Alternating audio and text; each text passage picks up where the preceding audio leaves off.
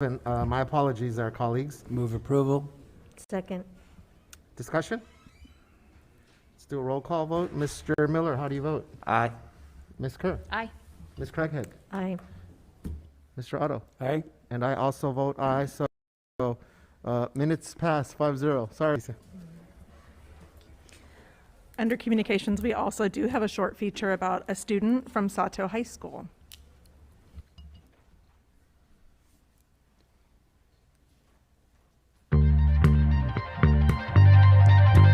Hi, I'm Diego Ortega Salazar. I attend Millikan High School and I am part of the SEGA pathway. I went to Edison Elementary School. After that, I went to Washington Middle School, and here I am now, Millikan High School. Being a student at Long Beach Unified has really made an impact in my life. I've made plenty of friends. I've done many things like to make my family proud and make myself proud. I've been a straight A student since middle school. Before middle school, I wasn't really a good kid. I didn't do any of my homework and whatnot, but I wanted to change that because my family really didn't like that. Now I study for every test, I do all my homework, and I listen in class. After I graduate from Millikan, I am gonna go to college. Not sure which one, but I'm gonna go study computer science. I'm gonna study computer science and maybe become a game developer or software developer, and yeah.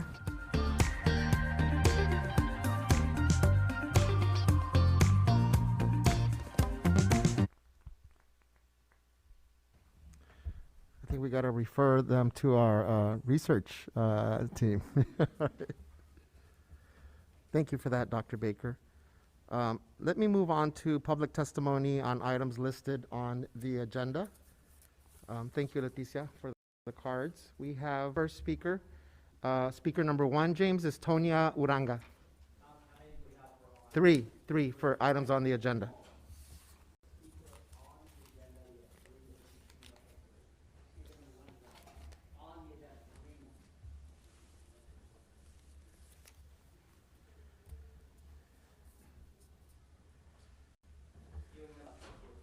Perfect. Thank you, James.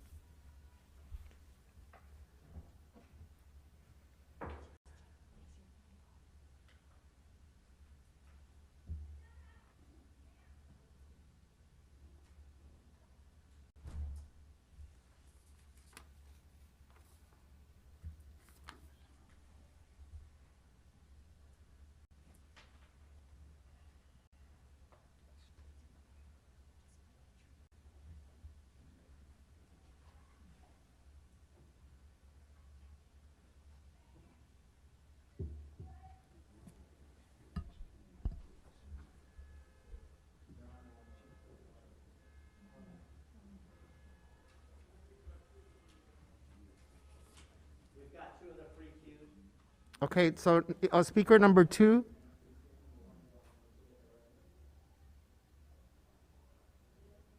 James, we can come back to Tonya if she's not there. We can move on to our second speaker. If we want to move on to our second speaker.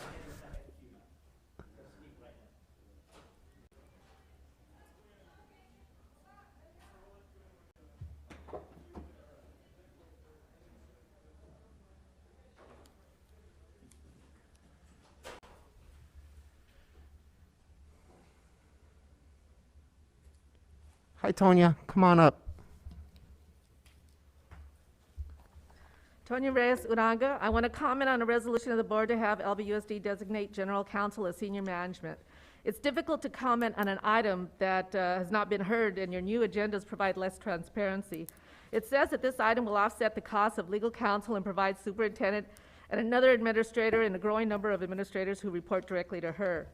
I understand the need for good, consistent legal counsel, especially given the uncertainty of how our students and staff will adjust to re-entry into the world after the isolation of the pandemic. In the recent Millikan shooting, the driver of the car and his brother have legal counsel. Mona, the young lady who suffered a gunshot wound to the car, was taken off life support this morning. Her family has an attorney. Even her 5-month-old baby has a lawyer. And given the length of the closed session, the district has a lot of attorneys. My concern is for the students. Who's representing them? On the day of the shooting, which occurred outside and after school, the street was filled with students. Some waiting for buses, rides, or just walking home. They witnessed a breakout, a shooting. Those that didn't run away stay and give eyewitness reports to the police. My son was picking up a student whose working mother wasn't able to, yet she was not released until she gave her statement.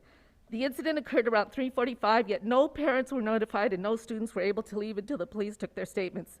Yes, they bought hamburgers and offered rides home in the police cars, but for the most part, students didn't get home until after 10.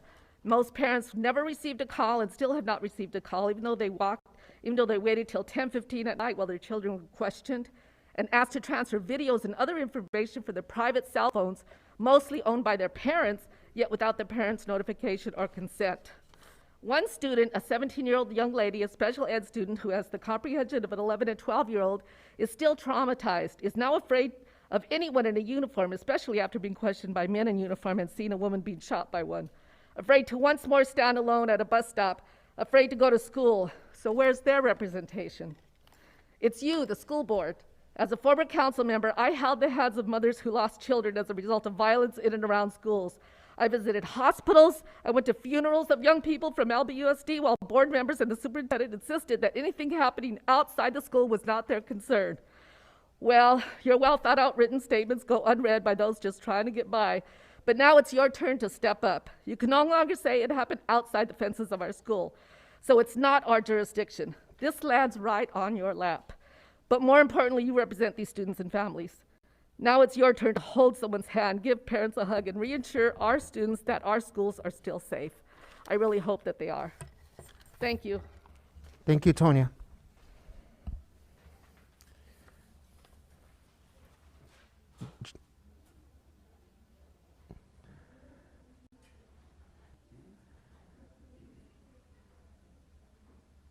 So our next speaker is Lilia Ocampo.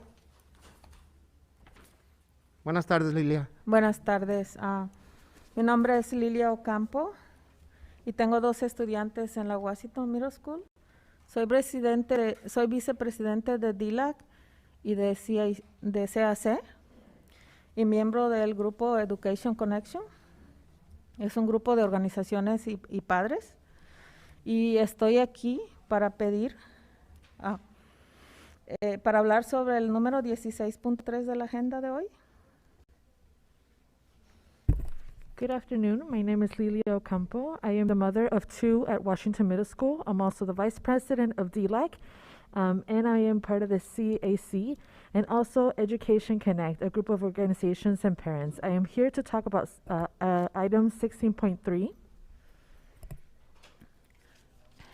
Y me gustaría que los fondos que se están recibiendo para lo del COVID se utilizaran para ayudar a los aprendices del inglés de largo término, para apoyar a los maestros que tienen más de 30 estudiantes y que además tienen estudiantes con IEPs. Y esos estudiantes de IEPs, por supuesto que también son aprendices del inglés y que no se les dan, como ya están recibiendo servicios de RSP, no se les da tutoría. I would like to go ahead and request that the funds from COVID is used for the English language learners on a long-term plan. I also want them to support teachers, some of who have 30+ students. Some of those students have IEPs and are also English language learners.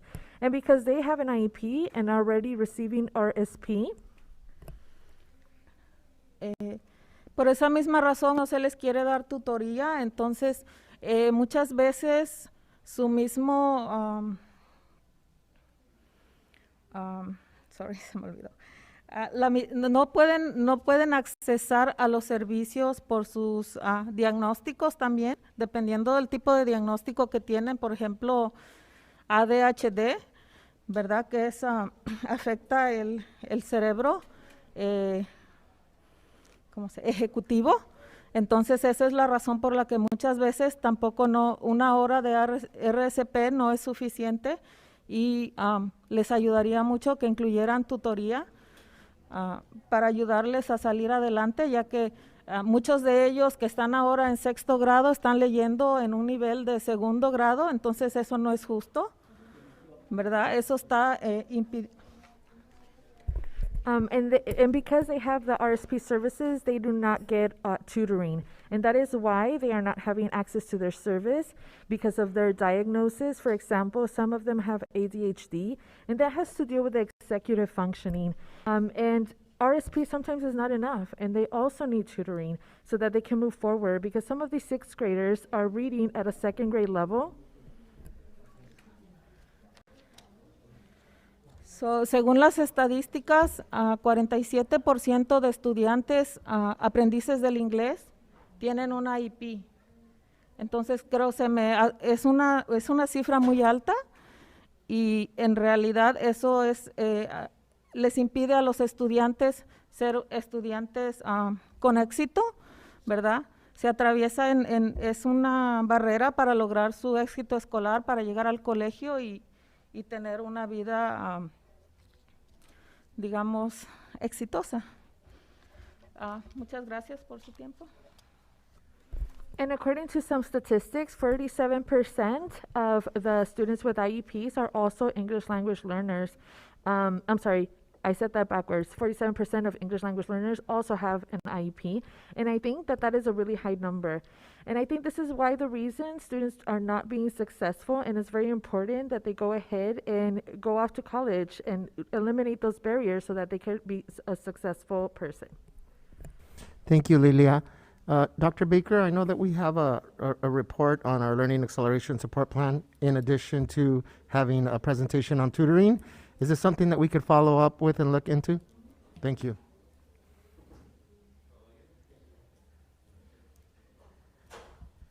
Good afternoon. Is it David Witt? Yes, sir. Welcome. Thank you. I guess I'm good to go. Yes, you have 3 minutes. Okay, wonderful. I'm here to talk about the financial reports. Just want to let you know my impression is that they're inadequate. I see financial report A that mentions many different warrants that are issued, and yet it doesn't explain how much are the warrants or what the warrants are issued for. That may be how things have always been done. I'm unaware. I've just recently become more interested in the city's, in the school district's policies.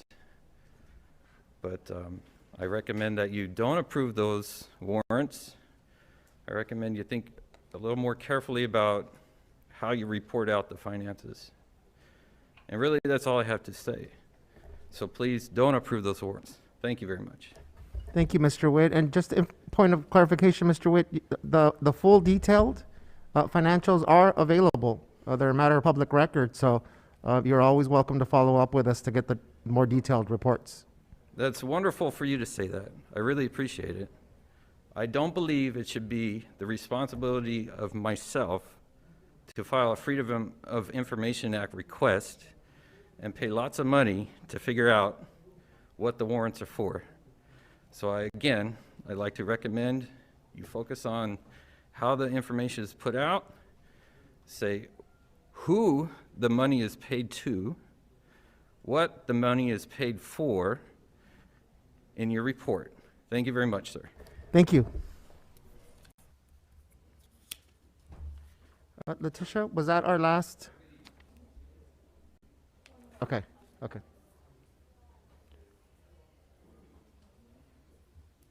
Good afternoon. Is it Maisha McCoy? Yes, sir. Welcome. Welcome. Good afternoon. My name is Maisha McCoy, and the reason why I'm here is to talk about the tutoring agenda. I have 2 kids that goes to Milliken High School who has learning disabilities.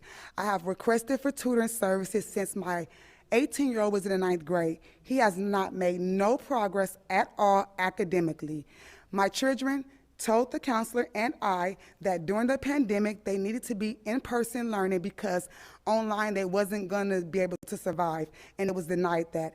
Actually, they was withdrawn from school, and I did not know it. So when I had my IEP meeting recently again, I asked for tutoring again, and I did not receive it, nor is it on my IEP, so I did not agree. I contacted Dr. Gill's office, I spoke with Mr. Cruz, and asked for a meeting with the superintendent so that I can be able to address the issues of negligence that my children has been receiving from Milliken.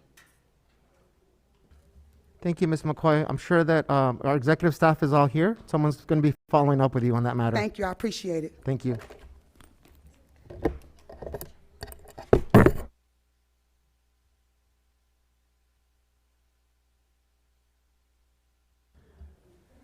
Ja-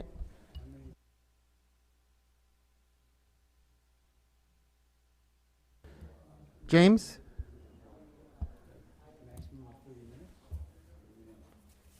Start off with 30. James, so we're going to move on to non-agenda items. We're at number 1, Guillermo Cruz. And James, do I need to call the names out, or do you know just one after the other? Okay, perfect.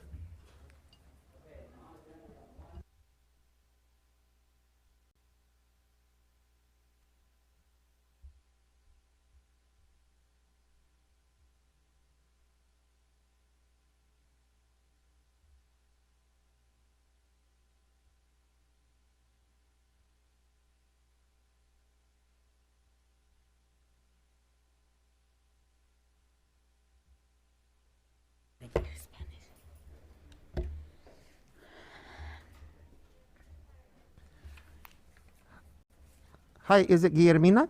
Sí, Hola, buenas tardes. buenas tardes. Welcome. ¿Ya? ¿Empiezo? Pues sí, ok. Buenas tardes, superintendentes y miembros de la mesa directiva. Mi nombre es Guillermina Cruz, represento la red de Padres en Acción de Latinos in Action. Tengo 2 estudiantes en Poli y estoy aquí porque estoy muy indignada por la decisión tan mala que hizo la policía del distrito. Good afternoon, Superintendent and board members. My name is Guillermina Cruz, and I am a representative for Parents and Latinos in Action. And I am here, I have 2 students in Poly, and I am here because I am really upset with the decision that was made for the security officers from the district. Y yo les pido que retiren a estos policías y ustedes empiecen a invertir en programas positivos que intervención y prevención para los estudiantes. I ask that you take away these security officers and then you invest in intervention programs for these students. ¿Cómo se usará la justicia restaurativa en donde se está invirtiendo millones de dólares este año? How is restorative justice going to be used, and how is the millions of dollars going to be invested? Los estudiantes están en un edificio educativo, no están en cárceles que los tienen que estar con este tipo de seguridad. The students are in educative buildings, and they're not in jails where they need this type of security. Necesitan más y más apoyo, pero no hay acceso a apoyo de salud mental dentro de la escuela. They need more and more support, but don't have access to mental health services in the school. Aunque hay grupos que los provee fuera de la escuela, ese apoyo tiene que existir también en el plantel de la escuela. Although there's outside providers, that support should be addressed inside the school. Les pido a cada uno de ustedes que analicen y decidan las mejores opciones para los estudiantes. I ask each of one of you to analyze and decide the best option for the students. Muchas gracias. Thank you very much. Thank you, Guillermina. And just to note, although we can't have a discussion on items that are not listed on the agenda, we are listening. Your words are being heard, and we thank you for coming in and making public comment, and that applies to everyone that's making public comment tonight on items not on the agenda. Even though we can have a discussion, your words are guiding our decisions as a board. So thank you. Thank you.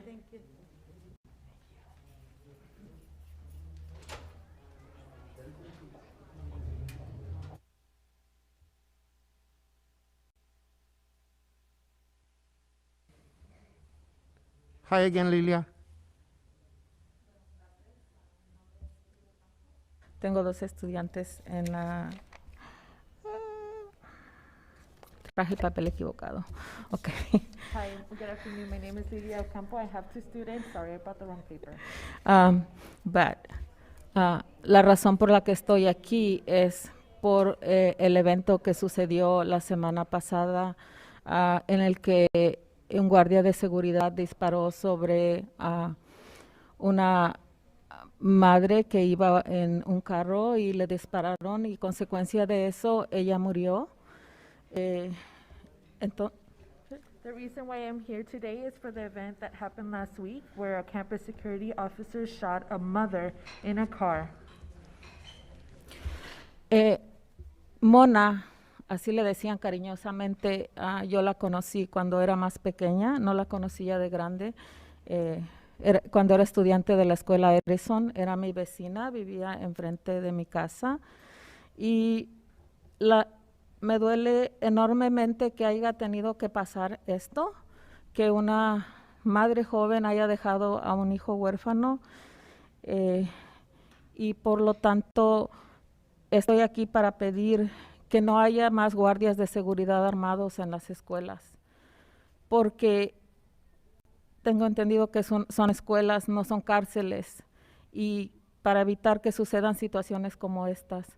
¿Por qué no mejor, en lugar de gastar en seguridad, podemos invertir en programas de arte, programas de música, programas de justicia restaurativa, en trabajadores sociales que ayuden y que tomen los casos de los estudiantes?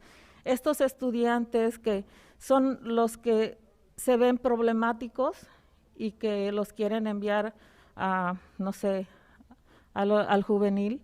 Estos estudiantes son los que necesitan más ayuda. Mona era estudiante también del distrito. Ya no lo era en el momento de su muerte, pero lo fue. Y ella es uno de los estudiantes que caen en ese 2% de ese brecha que no se ha podido cerrar. Hi, yeah, so Mona, I didn't know Mona as now an older person. I knew her as a child. Mona was her nickname that they gave her out of love. She was my neighbor when she went to Edison. She used to live across the street from me. And it hurts me. It hurts me that this happened, that a mother had to leave their child orphan. She was her child orphan, and it's not okay. I'm here to ask that the security officers are unarmed, because after all, this is a school, not a jail, and this event could have been prevented. I'm asking to go ahead and invest in the arts, in music, in restorative justice, in social work to take on these cases. Because this was a student, and the students that seem problematic, where they want to place them in jail, need the most attention. And although Mona was no longer a student by the time of her passing, she was a student before. And she was part of that very low percentage of 2%.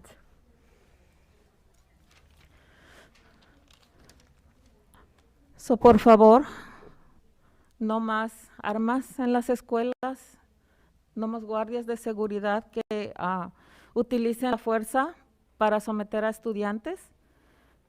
Creo que podemos buscar otras rutas mejores, ¿verdad? Porque no es justo que los estudiantes, en lugar de llegar a la escuela y sentirse bienvenidos, se sientan como si son en una prisión, que los van a revisar, que les van a buscar qué tienen, si tienen más. Si se les da la confianza y se les hace sentir bienvenidos y se les da un valor como seres humanos, porque todas las vidas son valiosas ¿En qué momento se perdió el valor de una vida, de un ser humano? ¿En qué momento se decidió que es mejor tratarlos como prisioneros en una cárcel que tratarlos como jóvenes que necesitan de guía, que muchas veces quizás no la tienen en su casa y que también en la escuela le están fallando? So please, I ask that there be no more weapons, no more campus security that use force to subdue students. I think there are better routes. It's not fair that students get to the school and they don't feel welcome. They feel like if they're going to jail, like if they need to be checked for weapons or whatever it is, they need guidance. They need to develop trust and they need to be valued as human beings. All lives matter. I don't know when the value of a life isn't happening. They all need to be valued and they need to be spoken for. Por lo tanto, les pido que por favor despidan al security que le disparó y que se tomen las medidas necesarias, porque se perdió una vida, no una cosa, una vida. A pesar de todo lo que podría hablarse en contra, era una vida valiosa. Gracias. And that is why I'm asking to please go ahead and fire that security officer that shot, and to take the appropriate measures, because we lost a life, and it doesn't matter what they say about this life, it was still a life nonetheless. Thank you. Thank you, Lilia.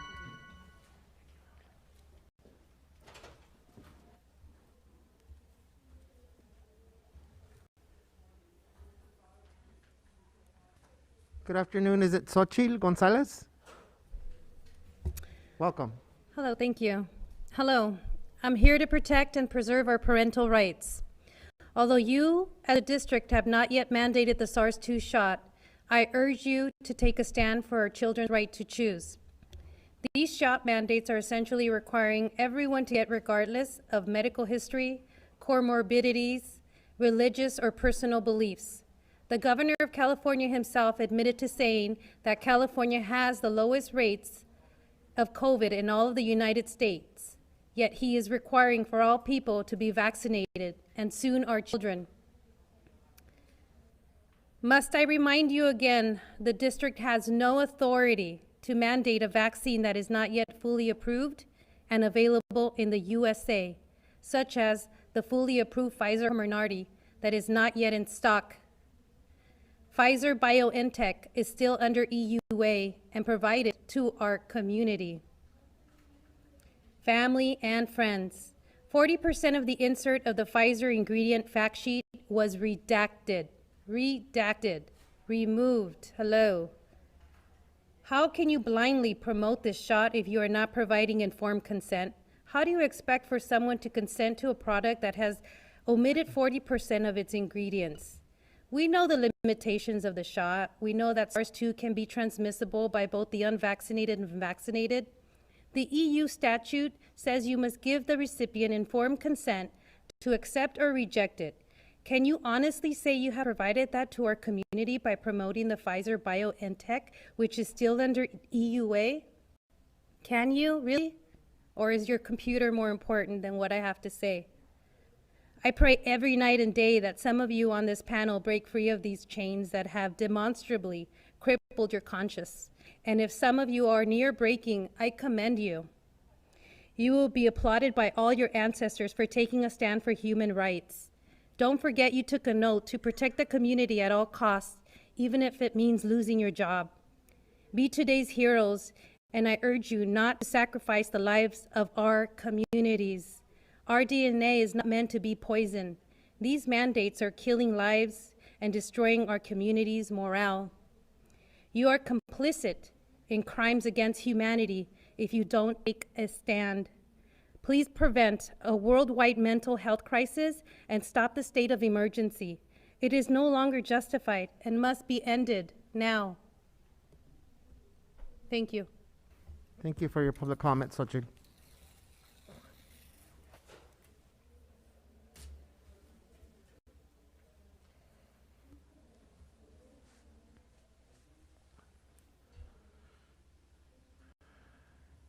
Afternoon, Dr. Tabari.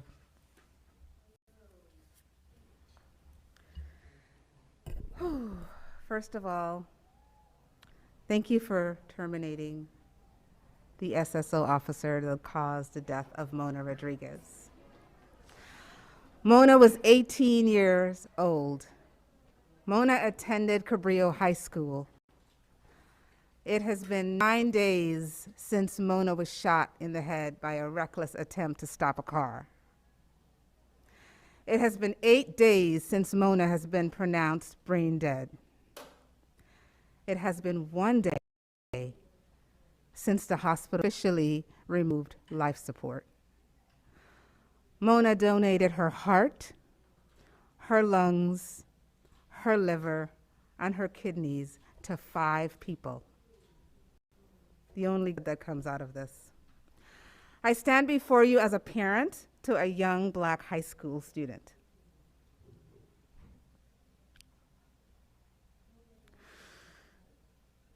I often worry that my son may be in an altercation with campus security,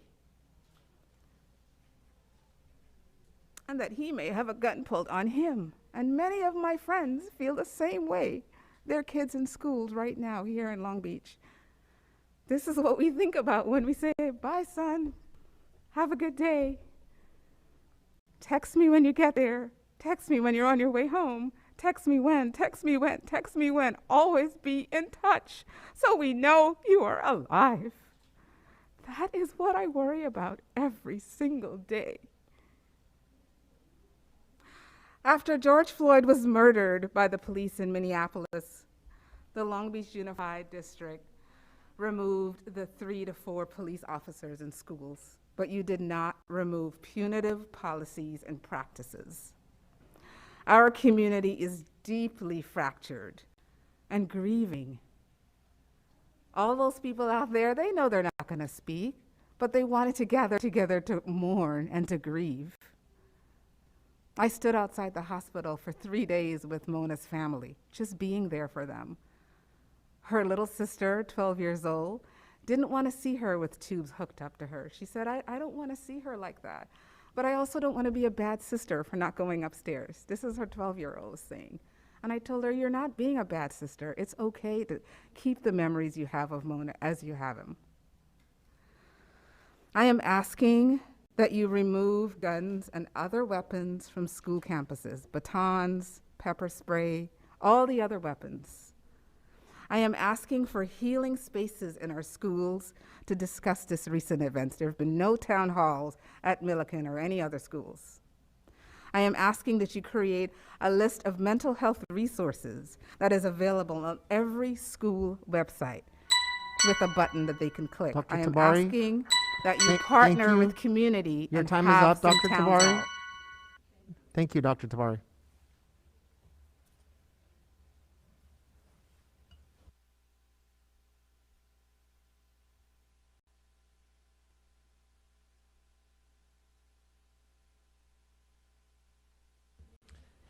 Welcome. Is it Luke Higby? Yes. Okay.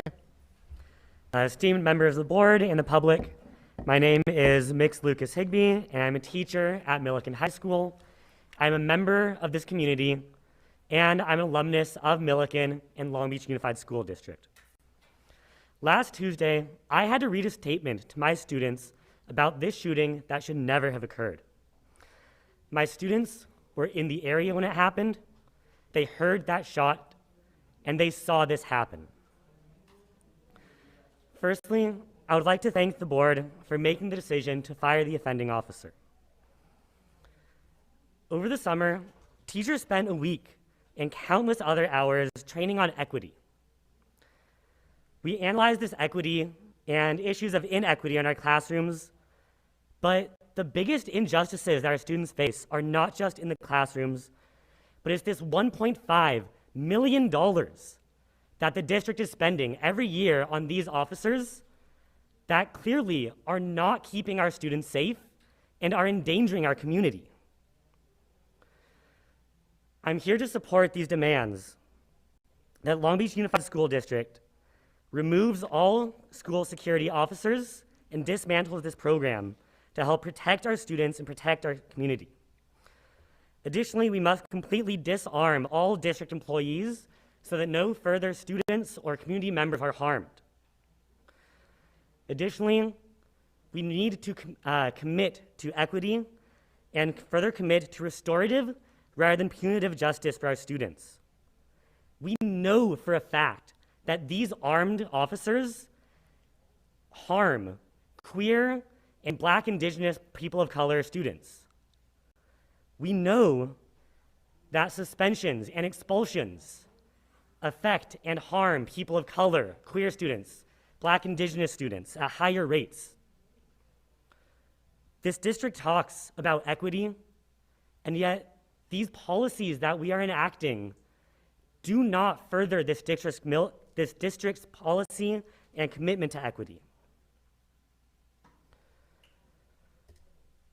Growing up in Long Beach, going to school, going to Cal State Long Beach, it was my dream to work for this district. And I've never been so disappointed until this day that this district's policies and this district's own employee murdered a member of our community. We say that we should be proud to be LBUSD. And so tonight, I am asking you all to commit to equity and make me proud to be LBUSD. Thank you for your time. Thank you, Luke.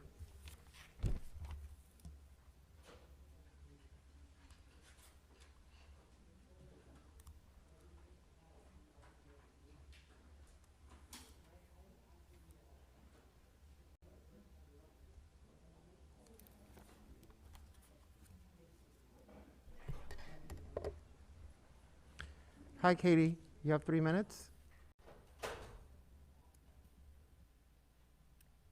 Good evening. To the Board of Long Beach Unified School District, the superintendents, and those in this room, especially those that are concerned with the unethical loss of body autonomy due to these vaccine mandates. I'm here to make a public statement and hold the board and the heads of Long Beach Unified School District accountable to the currently illegal COVID vaccine mandates and the testing and any forthcoming COVID vaccine mandates trying to be passed by Governor Newsom. I speak for the rights of students, parents, and the staff here at Long Beach Unified School District to be fully informed and educated to all of the facts before moving forward. Sadly, Long Beach Unified School District has been purposely minimizing fair and equal communication to parents and students about the COVID vaccine ramifications. As per a phone conversation that I personally had with the superintendent on September 2nd, I asked, was there equal sharing of the options of consent and no consent to the COVID testing for parents of their students? That person responded, and I quote, "We do not want people to opt out. Therefore, we're not going to speak about the exceptions or publicize them." I also asked that person if she believed it had been fair and equal communication to the parents. She said, "I do."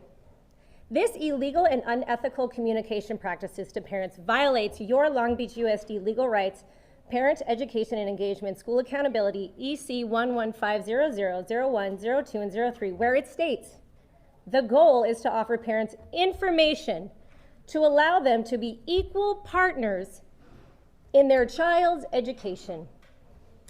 Obviously, this person has made it clear to me on that phone call that informed consent is not on your agenda. Today, I oblige the Long Beach Unified School District to provide the following information to students, parents, and staff, or anyone that you may be forcing and coercing from here on out, to the following answers and any statutory legal rulings thereof. Today, this is your notice of liability. Number one, since Newsom's announcements last week, and since he is trying to get it legally approved, can you please advise me on the current legal status of the vaccine? It would seem to me that it's currently illegal under an experimental status, so why are you pushing that on students and staff currently? And the rules in which an illegal vaccine can or cannot be. Obviously, since he is currently trying to get it legally approved, it must be still experimental and illegal. Number two, currently and in the future, can you please provide details and assurances that the vaccine has been fully, independently, and rigorously tested against control groups and the subsequent outcomes of these tests? Number three, can Long Beach Unified School District currently and in the future Please advise of the full list of contents of the vaccine that students and staff will be forced or coerced to receive, and if any are toxic to their body. Number 4, will you currently and in the future please fully advise the students and staff? Thank you, Katie. Your 3 minutes are up. I will email this to you. Thank you.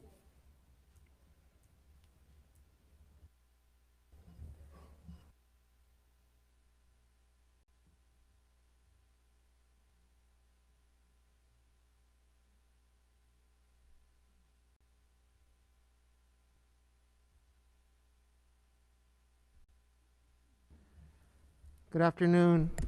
Is it Jane Gould? Yes, it is. Welcome.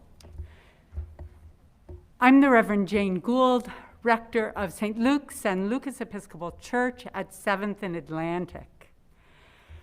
This afternoon, you received a letter signed by more than 100 faith community leaders involved with LA Voice.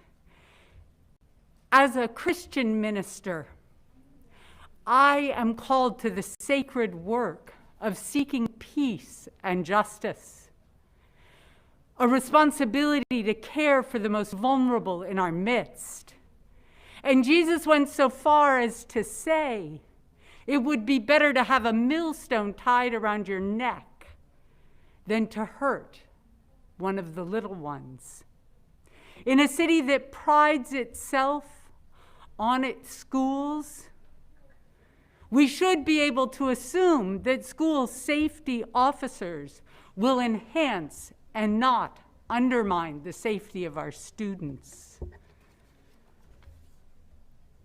But on Monday, September 27th, a Long Beach Unified School District safety officer followed Mona Rodriguez off campus as she attempted to drive away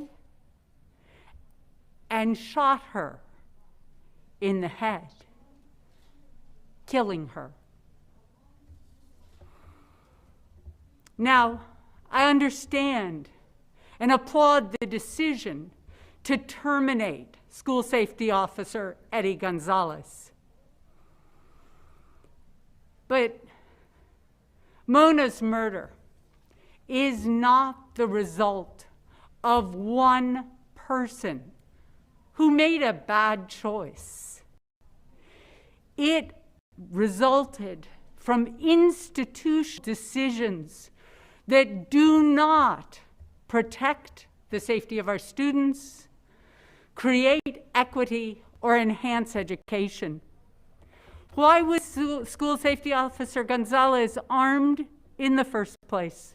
Guns don't increase safety. Surely guns create atmospheres more reflective of incarceration than education. Acts of violence against our children in places where we collectively promise they will be safe and nurtured not only traumatize our students, their families, and the school staff, but also perpetuate the criminalization of BIPOC students. We stand as LA Voice and CLUE with Black Lives Matter, advocating for the removal of all guns from any campus employee. Thank you, Jane. Your 3 minutes are up. Thank you. Thank you.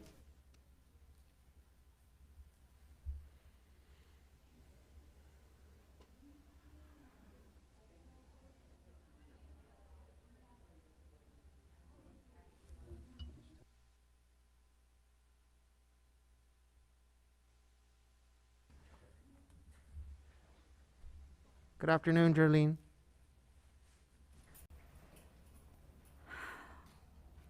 You're welcome to start. Good evening, members of the board and staff. I actually had no intention of speaking today, yet the family of Mona Rodriguez asked me if I would. Now, our message has changed in the last 30 minutes. So instead of in here coming to ask you to fire Eddie Gonzalez, we're saying thank you for making that decision. 8 years ago, 2013, I was standing outside with a bunch of youth and community members. And we were here for the Every Student Matter campaigns talking about punitive practices and restorative practices. That was 8 years ago. Since then, so much work has been done that when I look back and I think about what happened on Monday, it's all of our fault. It's our fault for not being proactive in making changes before something bad happened. We're all responsible for that young lady's death. She was a former Long Beach USD student. Her siblings are alumni of LBUSD. She has siblings currently in LBUSD. I'm a mom, Jerlene Tatum, because I did not introduce myself, LBUSD parent and alumni. I'm traumatized by what happened. But all I can think about is it's our fault. So I hope that this horrible tragedy changes the way in which we handle policy and processes in this district. Me, the community members out there, we're not new to this fight. We've been asking for changes for a really long time, I'm sure before 2013. So this time, can we make that happen? Thank you. Thank you, Jerlene.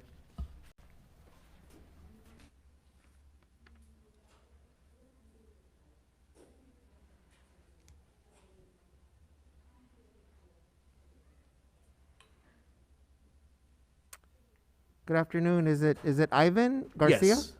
Yes. Good afternoon, Superintendent, board members. My name is Ivan Garcia. As has been mentioned, I am with Latinos in Action. I have 2 siblings in the district.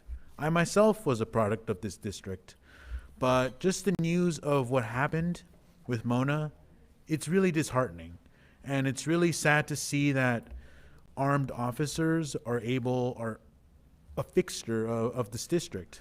And I think, just as many of others have mentioned already, it's really important for all of us to ensure that we have campuses that foster a sense of safety, compassion, empathy, and just to make sure that we were able to have students have the tools to succeed and not be in fear of somebody with a gun on campus. So with that, I would like to mention that, would like to say that we should focus on restorative justice to make sure that the students have the mental health resources and to have other tools that they need to succeed in this district, in the schools that they attend, in an environment that fosters safety, compassion, and empathy. And with that, I would just like to say thank you so much for hearing me out, and thank you. Thank you, Ivan.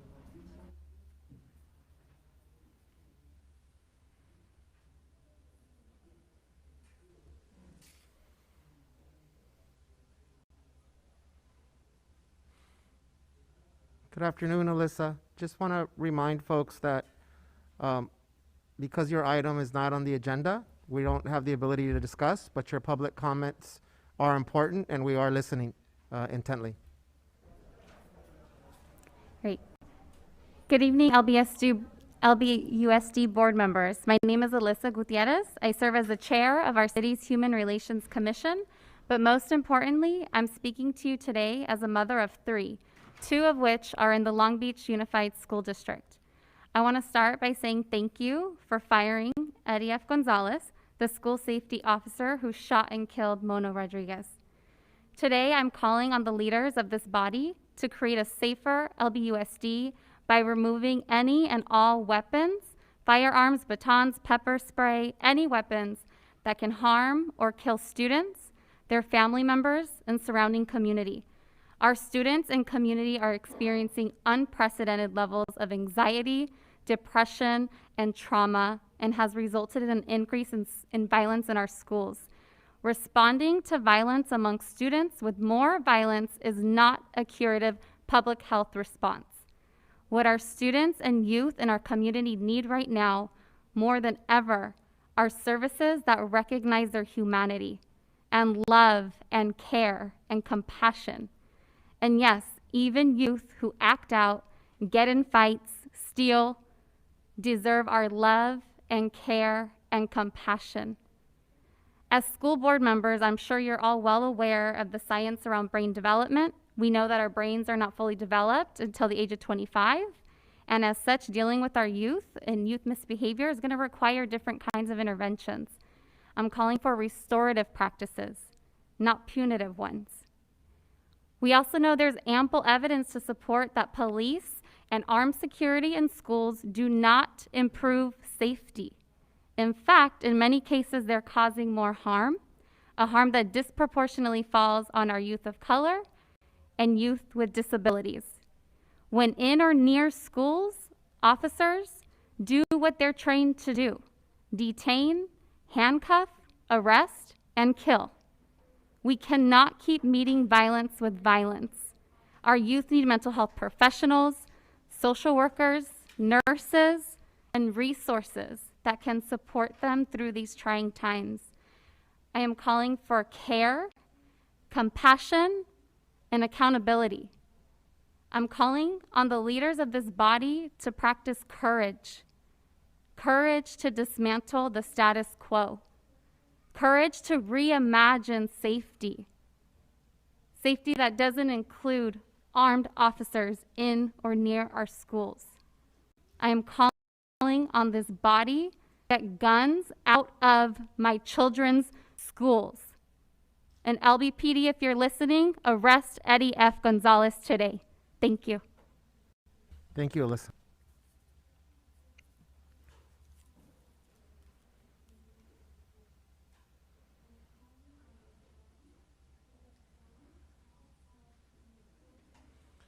Good afternoon. Is it Mary Ann Drummond? Good evening. My name is Mary Ann Drummond. I'm a Wilson teacher, and I'm also with Showing Up for Racial Justice, Long Beach. And I want to begin by saying thank you for firing Eddie Gonzalez. I have to say that I've been thinking about how a little more than a year ago we were having these conversations and about getting rid of police out of schools, about not having that Long Beach Unified contract, and you did.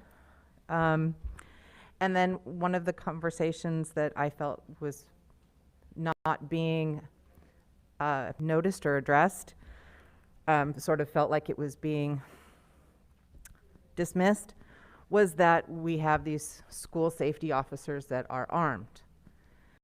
And it just felt like we didn't want to acknowledge that that danger that they present. And now here we are, like the absolute worst nightmare, right? And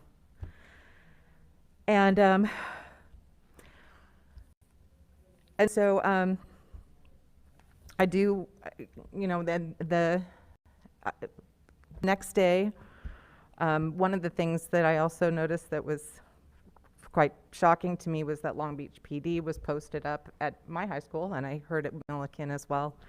And I wonder what was behind that exact wrong decision to come forth with kind of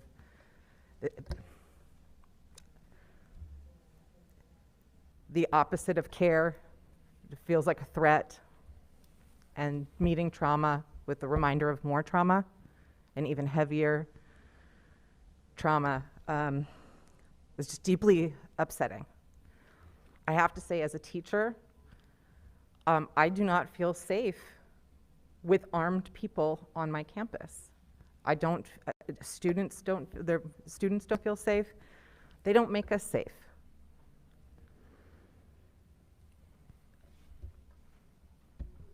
Disarm school safety officers. Thank you. Thank you, Marianne. James, can we hold on the next public comment? I've been informed that we reached our 30 minutes for public. Can we hold on the next public comment? I've been informed that we reached our 30 minutes and our 30-minute limit. And given that we have a lot of folks that showed up to our meeting today and a lot of folks that want to make public comment, I'd like to extend public comment. Thoughts, fellow board members? How long are you proposing to extend?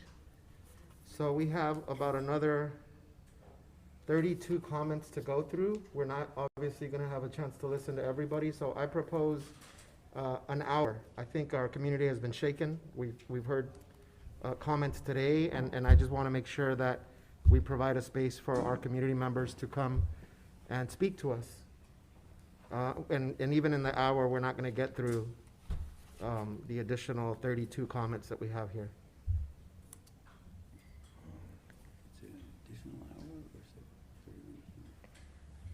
And so an additional hour would allow for us, if everybody uses up their 3 minutes, to hear from 20 more individuals. So that's my, those are my thoughts.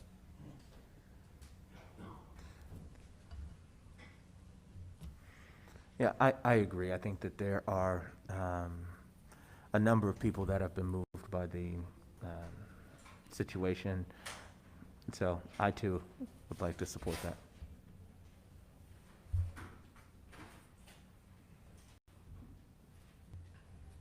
Ms. Craighead, do you have the mic on? Did you want to say I something? do, sorry. Yeah, it won't give us an opportunity to hear from everybody, but it will give us an opportunity to hear from most. And so I think in that regard, and just given the circumstances, it's an opportunity to hear from our community that's mourning, that's in pain. So I'm in favor of it. Mr. Otto? Yeah, I agree reluctantly, and I think what this points out is that there needs to be other opportunities to hear what the people in the community have to say other than at board meetings, because we have a lot of business to conduct. I'm incredibly sensitive to the sense of loss, the sense of fear that people have, but if the only opportunities that they have are twice a month for a short period of time, that's not enough, and we ought to be thinking about how to make that different and better, but I'll agree at this point. I completely agree with that, Mr. Otto, and I think that's a conversation that I'd like to have with our executive team, because as all of you know, we're not going to get to every comment tonight. I'm sure there's a lot of folks additionally that know how many folks that we still need to get through. So I think it's important to continue providing spaces for two-way communication. So I would support us being able to have a conversation like that. In the meantime, we have the order of business at hand tonight, so we'll extend public comment for another hour. If you could keep time, help to keep time for us, Leticia, and then James, we'll move on to the next public comment. Thank you, colleagues.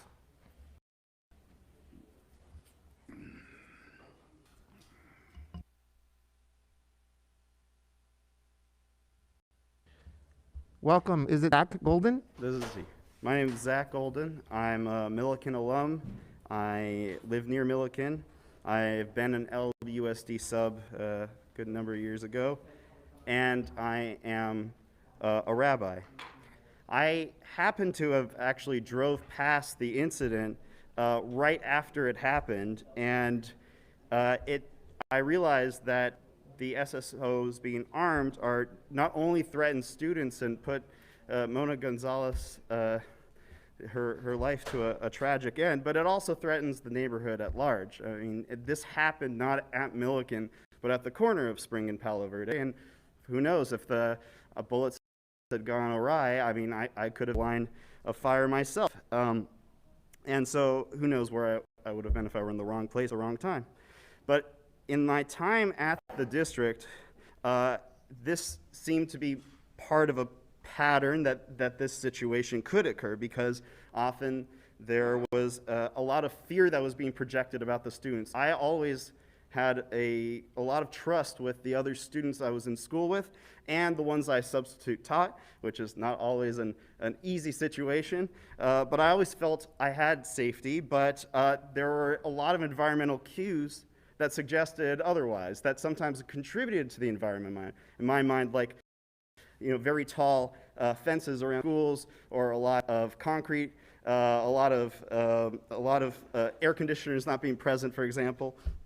And to add to that, adding excessive security presence is just going to continue to add to this environment of fear and actually lead to certain consequences, which I fear have happened. And as a rabbi, what I am thinking about in this situation is from the book of Judges. There's a line that says, "In those days there was no king over Israel. Each person did what they felt like doing. They did what they want." And SSO Eddie Gonzalez did what he felt was right at the moment, but that wasn't evidence of law and order. It was actually, according to this reading of Scripture, the exact opposite. The fact that he was in the position to do whatever he felt was right at the moment was the proof that this environment of law and order wasn't actually one. It was actually chaotic and led to division. So what can be done to put a king over Israel, actual law and order, is to have law and order and justice and the ability to educate students that's broad-based and with community as part of it, because that is what's going to enable the students to be able to be in a safe environment, and everybody to have confidence that when they go to school, they will be safe, and they'll be safe because the community is working together. Thank you. Thank you, Zach.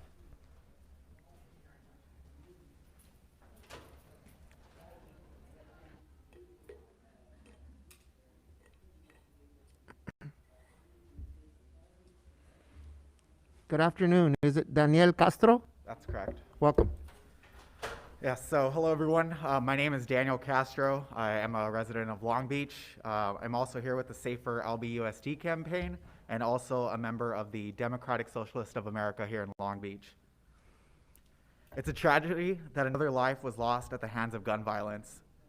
A 5-month-old baby is now without a mom. I do want to thank the board for firing Eddie Gonzalez, but you all must do more.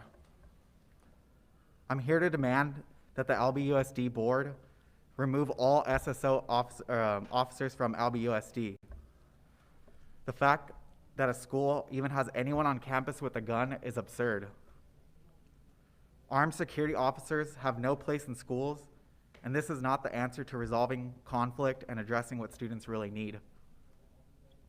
According to the district, SSO staff carry weapons and are allowed to use them on combative students. Is that how you would want any of your children handled at school? I highly doubt that. Roughly $1.5 million, if not more, is invested in SSOs, when it should be reinvested in mental health services on campuses.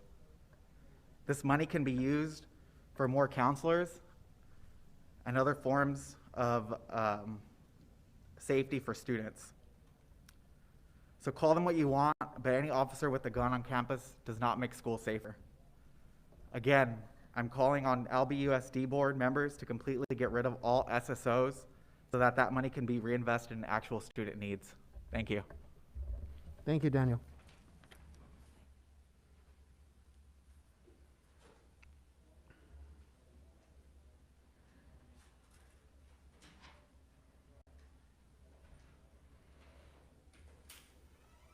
Good afternoon. Is it Diana Michelson? Yes, it is. Welcome. Okay. Hello, my name is Diana, and I am currently an 11th grader at Long Beach Polytechnic High School, and I'm here as the Long Beach Green Schools Campaign leader and founder. The Long Beach Green Schools Campaign is a student-led initiative, a district-wide initiative as well, that was founded last summer in August of 2020, with the goal of transitioning LBUSD off of fossil fuels in the electricity sector by 2030 and in all other energy sectors by 2040. And on behalf of the entire Green Schools Campaign initiative, I'd also like to stand in solidarity with the family of Mona Rodriguez. Systemic racism is clearly a serious problem our district and the nation are facing, and it is interwoven with many of the other issues we struggle with. Specifically, I'm referring to climate change. Climate change and social justice go hand in hand. For example, it is no coincidence that many of the districts and students of Long Beach that have the highest asthma rates and worst air pollution also consist of the highest minority populations. Our campaign is here to say that LBUSD can and must take action and transition this district off of fossil fuels now. And it's not too much to ask for. Countless of other districts have made the commitment, including LAUSD. Yes, Los Angeles Unified School District, the largest school district in California and the second largest in the nation, has made the commitment. And they're not the only ones. LAUSD, San Diego Unified, Oakland Schools, Salt Lake City Unified, and that's just to name a few. It's time LBUSD does the same, with benefits that include cost savings, improved air quality, STEM learning opportunities. That's just a few. Let's prioritize equity and remember that social justice and environmental justice go hand in hand. We want to see justice for Mona, and we want to see justice for the health of students and community members. We want to see LBUSD commit and transition off of fossil fuels now. Thank you. Thank you, Diana.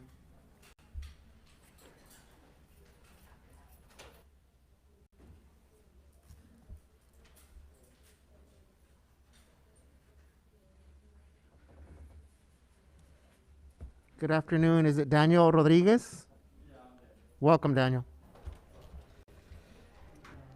I just start? Okay. So you have 3 minutes. Okay.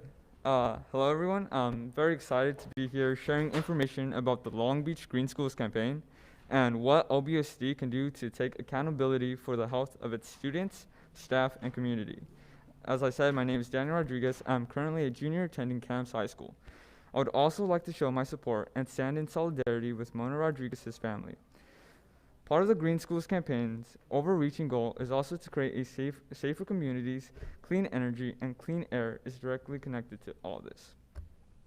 The student-led GSE movement would like to see LBUSD transition off of fossil fuels in electricity sectors by 2030 and all other energy sectors by 2040. It's important that Long Beach Unified School District commits to 100% clean energy by 2030 and a gas phase-out by 2040, not only because it can save money and help close our district's budget shortfalls, but because it's imperative to prevent worse effects of climate catastrophe. The United Nations 2018 Intergovernmental Panel on Climate Change reported that we must transition off of fossil fuels in the next 12 years to prevent any further impacts from global warming and calls on urgent action across all sectors to dramatically reduce emissions and move to 100% clean renewable energy over the next decade. And this all lines up exactly with the district's previous policies, specifically the district's adopted board policy 3510 for green operations, which reads word for word, "The governing board believes everyone has a responsibility to be a steward of the environment and desires to integrate environmental accountability into all district's programs and operations. Among the district strategies, the policy suggests is a reduction of energy and transition to renewable and clean energy technologies. It's time to stay true to our words and actually commit to the district's 100% clean energy. Let's keep schools safe, justice for Mona, and justice for the environment." Thank you for letting me speak today. Thank you, Daniel.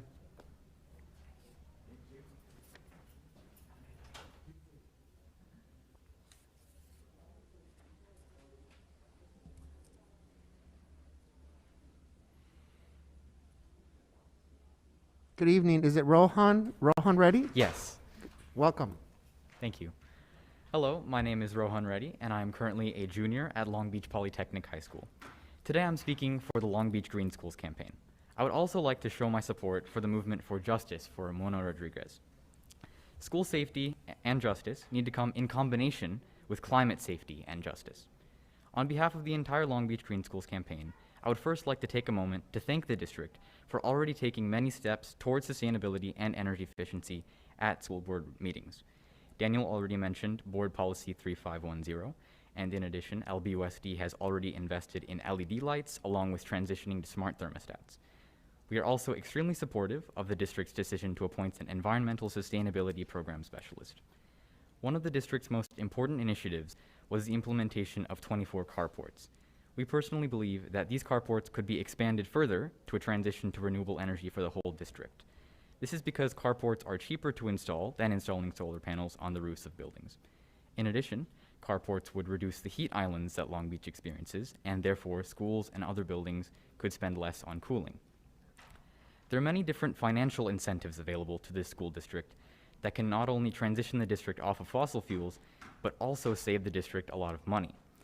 Some of these existing opportunities include third-party financing for solar through a PPA, an energy savings performance contracting company, state and federal incentives, and utility-supplied resources, such as buying a cleaner energy mix from SoCal Edison. We are currently looking into all of these options with Mr. Rising, and will actually be meeting with PermaCity, a solar energy company that is working with LAUSD to implement clean energy tech, and the LBUSD energy management team soon. We will also be meeting with Mr. Rising and Ms. McFagan later this month to work on our draft for the 100% clean energy resolution.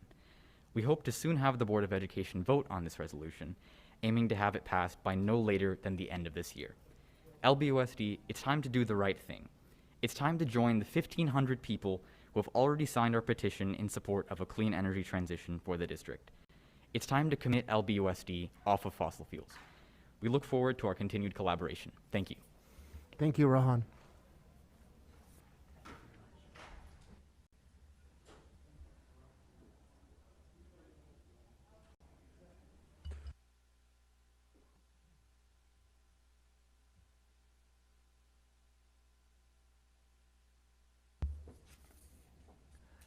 Good afternoon. Is it Omar Cardenas?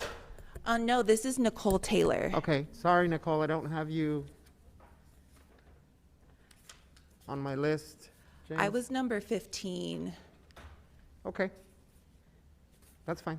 Thank you, Nicole. Thank you so much. So, hi, my name is Nicole Taylor. I'm a former alumni of Long Beach Unified School District, and I'm here to address the murder of Mona.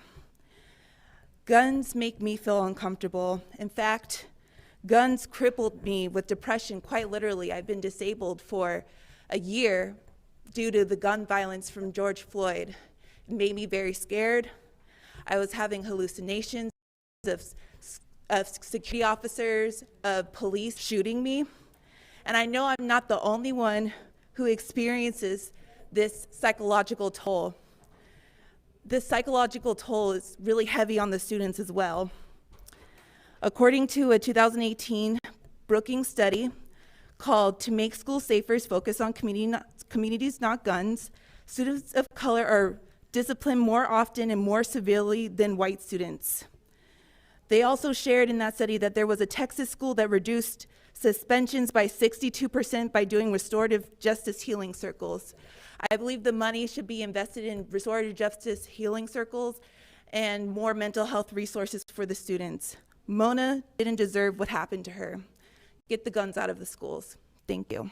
Thank you, Nicole. And sorry that I didn't have your card. Okay, no worries.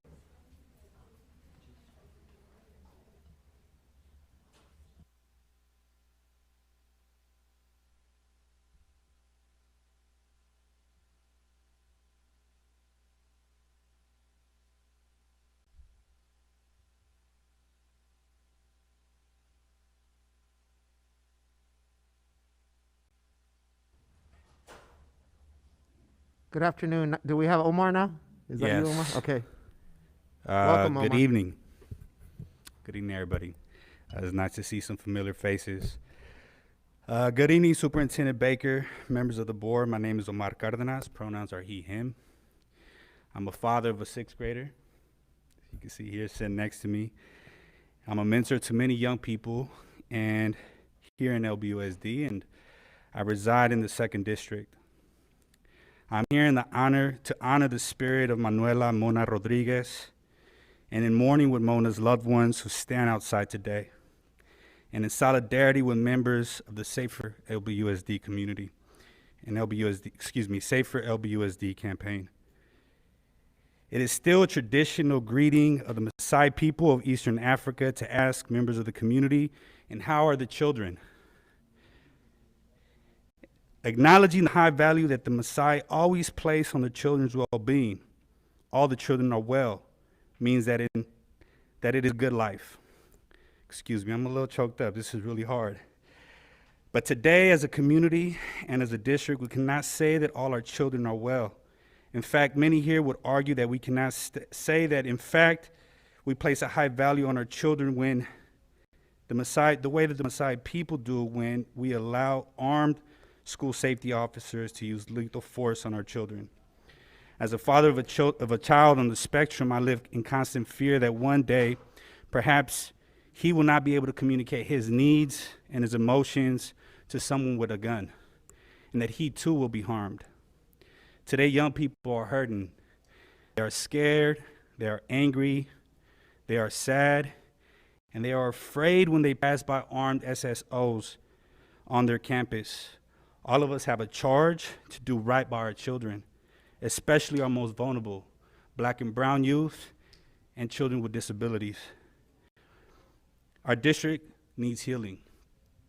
A good first step in this healing process was firing SSO Eddie Gonzalez, but we cannot stop there.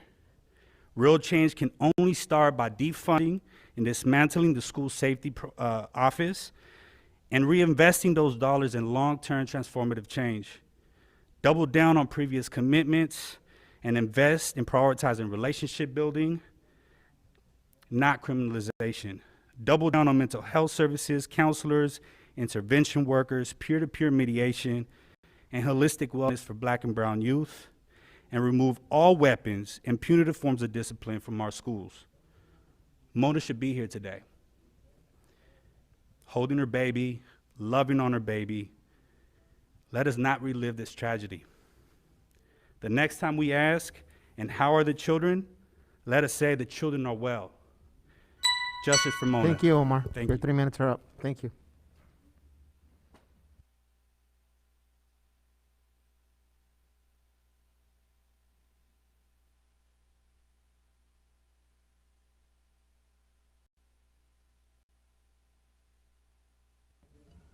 Good afternoon, Chris.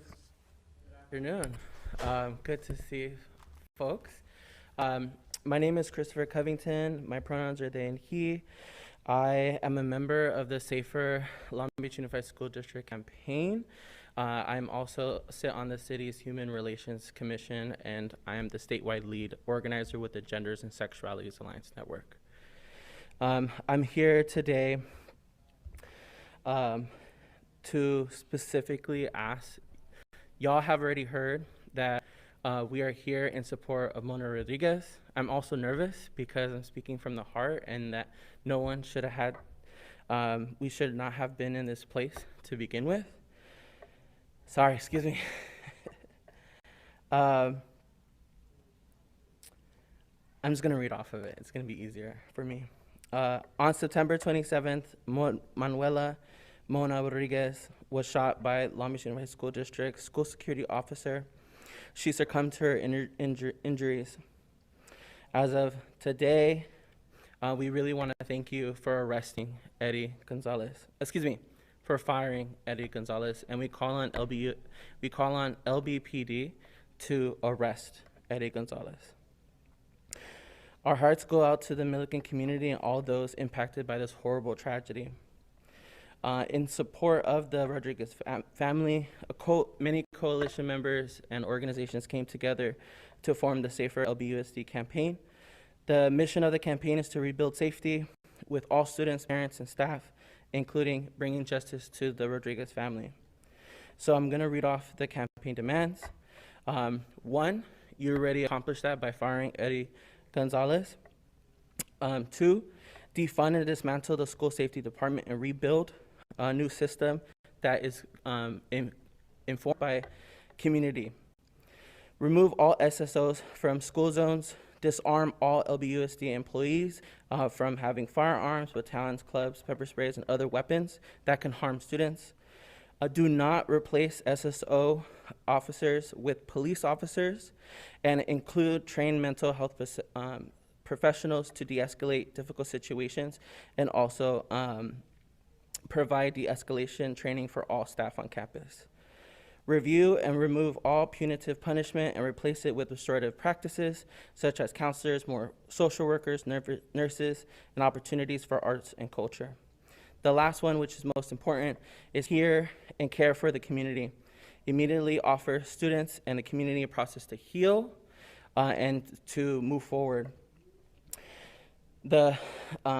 We also asked the district to participate in partnership with community-led town halls at each school site to hear from families and students on how to move forward. Thank you, Chris. Your 3 minutes Thank are you. up.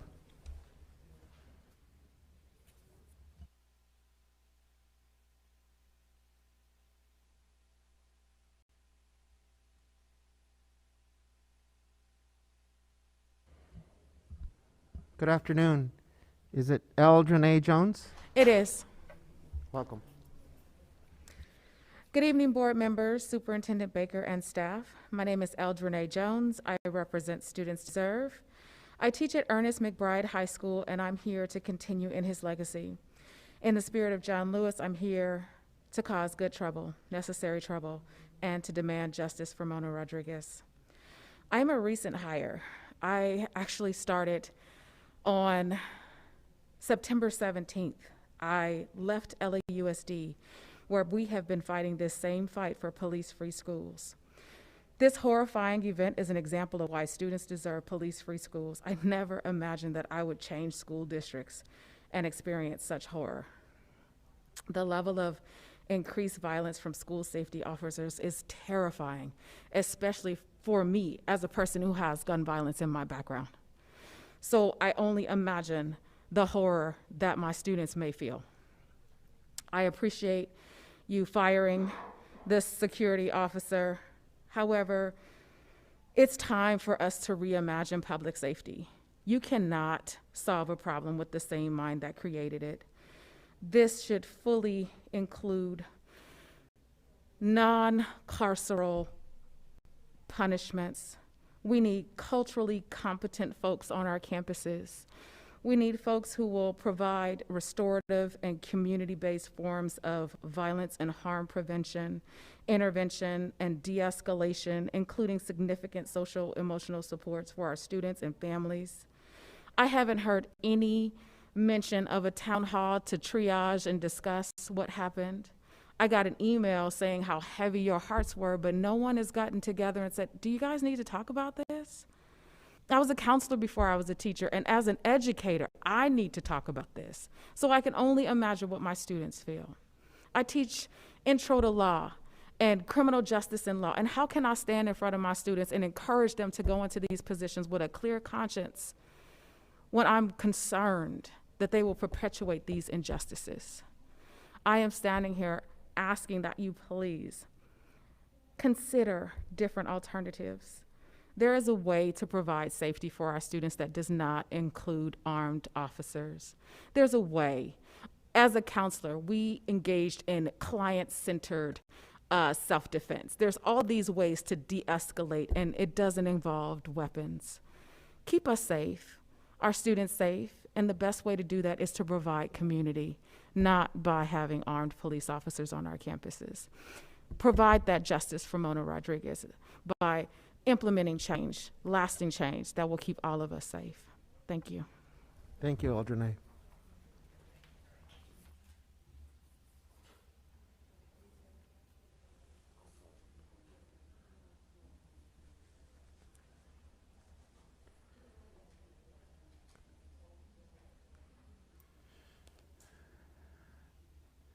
Good afternoon. Good afternoon. Is it Camila Jones? Yes, Camila Holmes. Holmes, sorry. Good afternoon. Welcome. Hi, I'm Camila. I'm a mother of three, all who went through Long Beach Unified, and now grandmother to future Long Beach Unified children. Today I come to address the board deep in my feelings. I'm deeply saddened by the tragic and senseless death of a young woman in our community, Mona Rodriguez, at the hands of a Long Beach Unified School Safety Officer, Eddie Gonzalez. I am horrified by the reckless and violent actions of that SSO that caused Mona's death. And I'm disappointed by the inaction of the school board that has not moved to examine the dysfunction of a school safety system that arms adults who are tasked to watch over our children, ostensibly to keep them safe, but inexplicably provides those adults with weapons to harm our children. So I'm here to repeat the community demands. I understand that SSO Eddie Gonzalez was terminated. I thank you for your role in that, but please understand that that is the floor, not the ceiling of what needs to be done. I ask that you defund and dismantle the school safety system and build a new system that is community-led and steeped in restorative practices. I ask that you hear from the community and care for our community. Thank you. Thank you, Camila.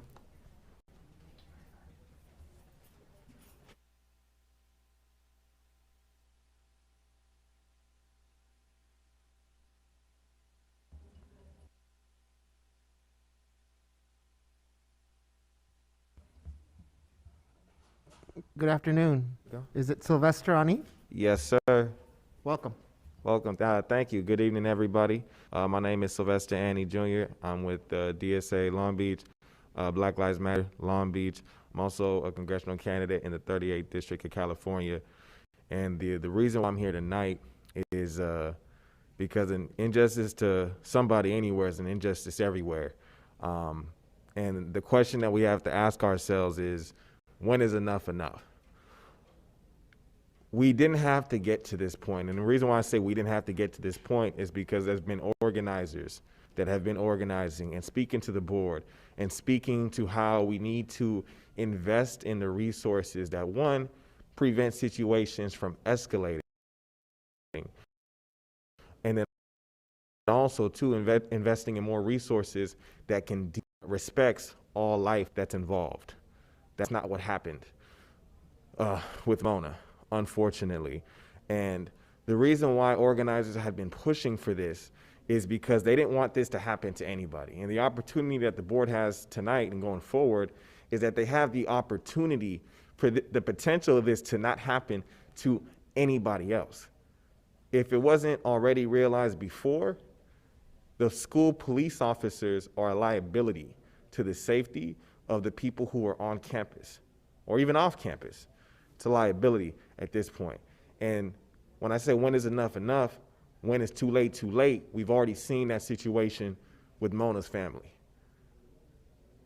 How would we feel if we didn't take this moment and make some type of change or shift and inject some morality into our practices, and this happened again down the line? We don't want to have that conversation down the line. So that's why it's important that when a moment like this comes upon us, that we act accordingly and that we meet the urgency of the moment to act strong, act swiftly, and act in respect of human life and invest in human life, because that's what the organizers outside are asking for, is that if we can invest more in human life, not only do we prevent decrease the amount of time situations like this escalate to that level, but also too, when it's time to cool down and de-escalate things, that at the end of the day, all parties involved would live to fight another day.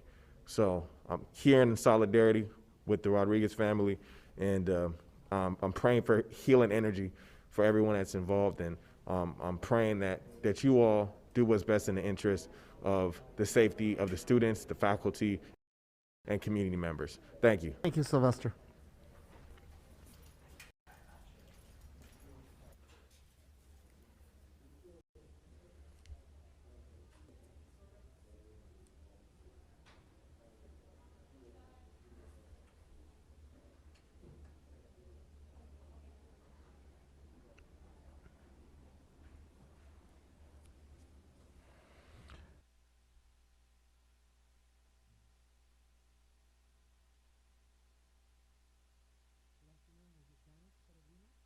My name is Janice Peregrina.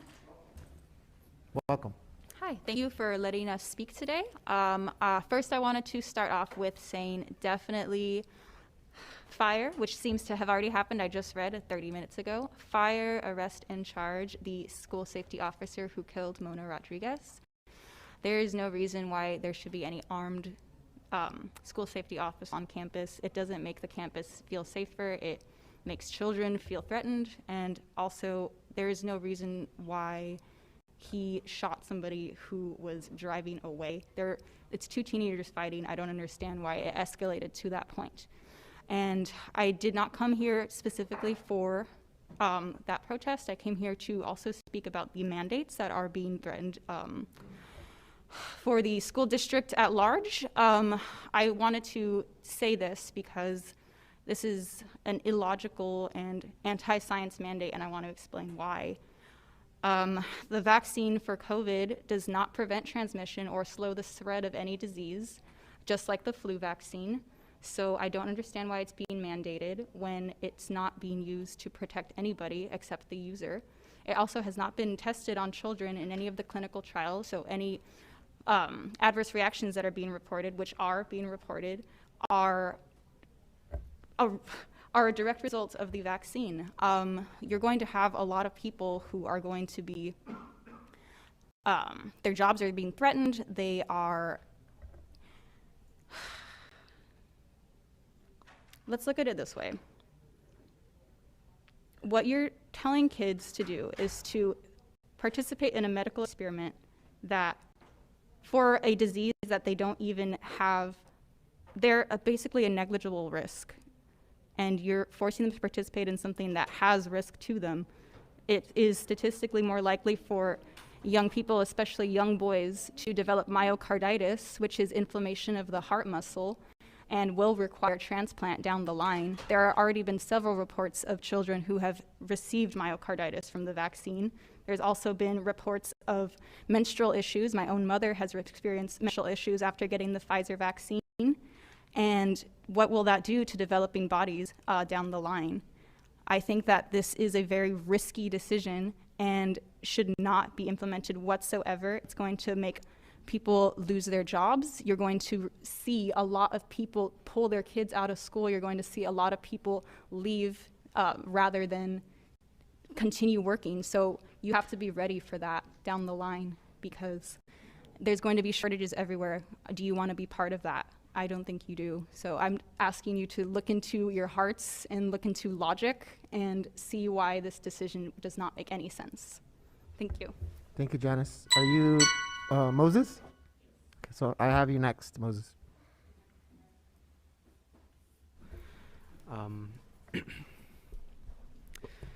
I would like to start by saying that the vaccine mandate is very, very illogical and not smart on any decisions on any behalf of anybody. A lot of people have voiced their concerns about it, but not a lot of people have been listening to that.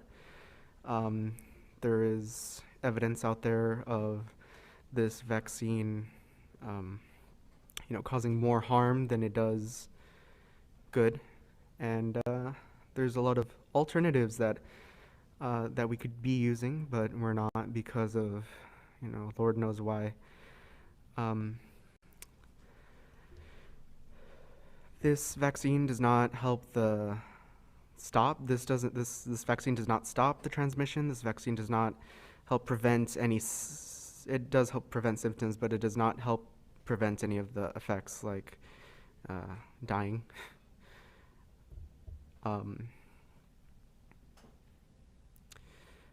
A lot of people have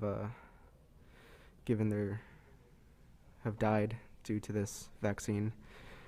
A few of my neighbors have died from this vaccine, and just why hasn't this been tested more on non-humans, maybe?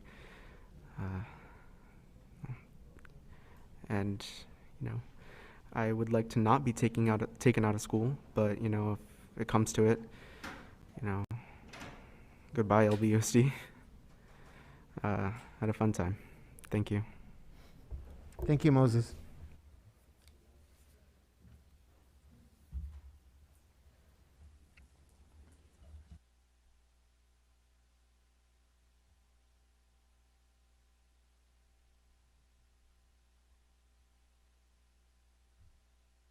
Leticia, can we do, yeah, quick time check?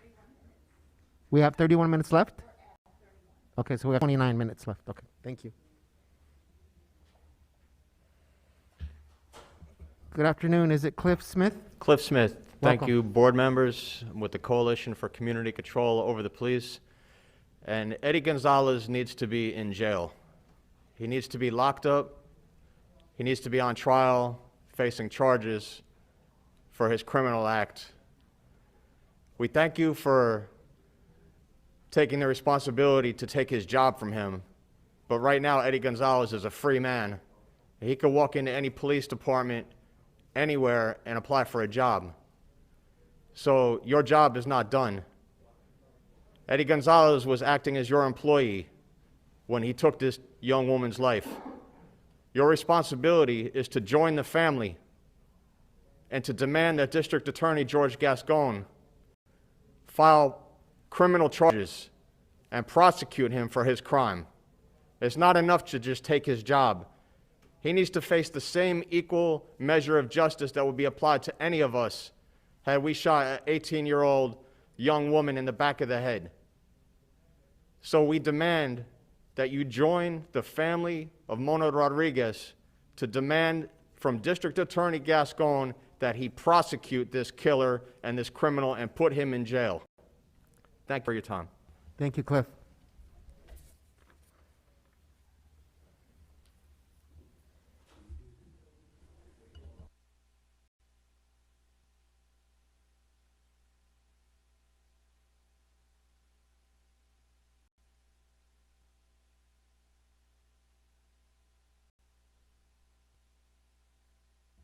Good afternoon. Is it Molly Bell?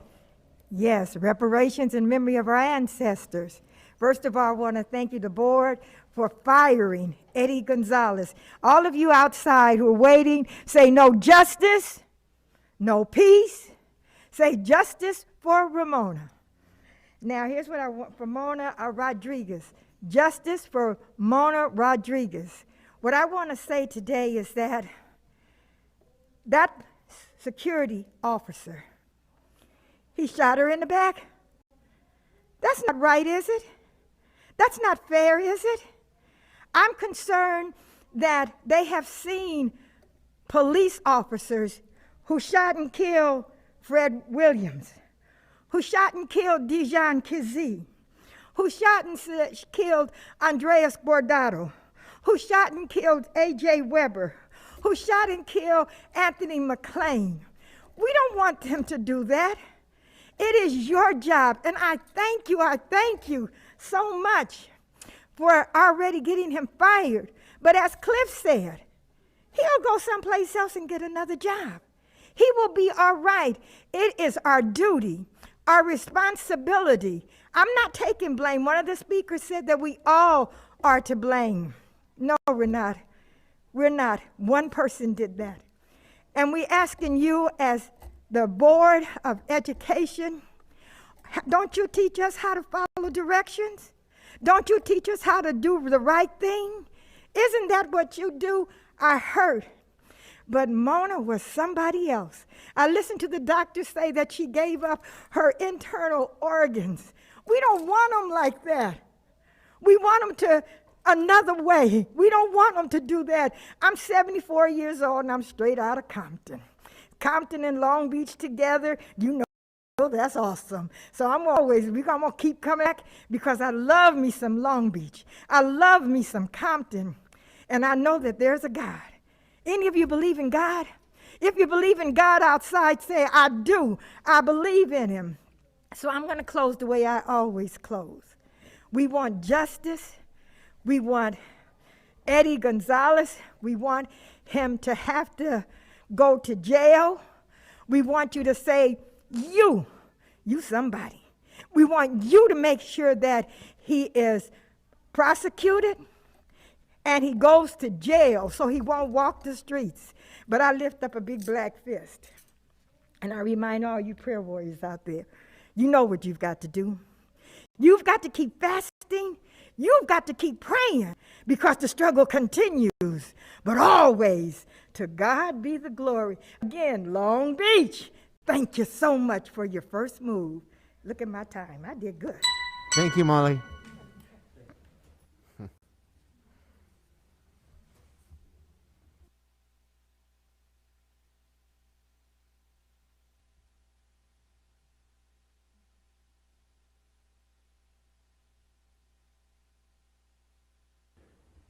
Good afternoon. Is it Nathan Carvajal? Yes. Welcome.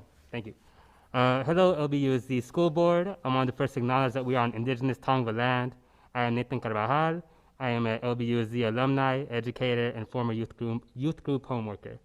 I want to speak on my personal experiences with school safety officers. While attending Lakewood High School, I was stopped and frisked by a school safety officer and questioned for having ibuprofen on my person. Ibuprofen that I needed to heal an injury sustained running for my cross-country team. What I want to highlight is that the violence and repression that occurred to Mona Rodriguez is not out of the ordinary within the system, within LBUSD. Rather, it is systematic of the issues facing our schools and our school safety departments. I urge that the LBUSD school board defund and dismantle school safety departments. Thank you and God bless. Thank you, Nathan.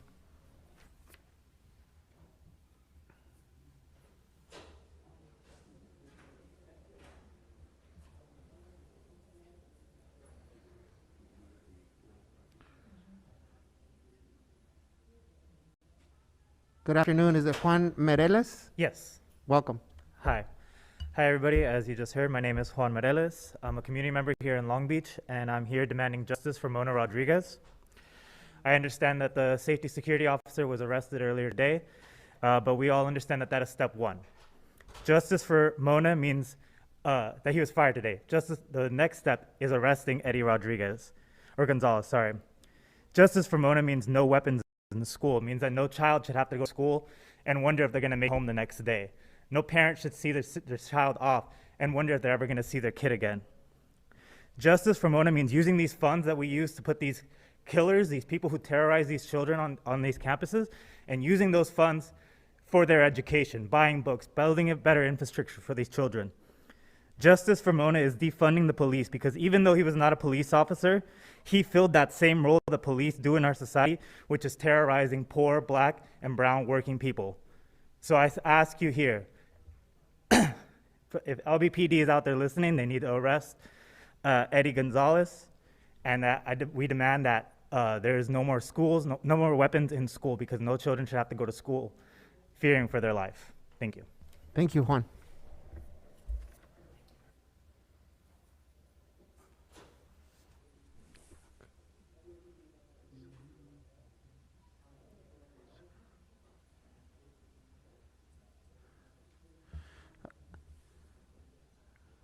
I've been saying good afternoon, but it's actually good evening.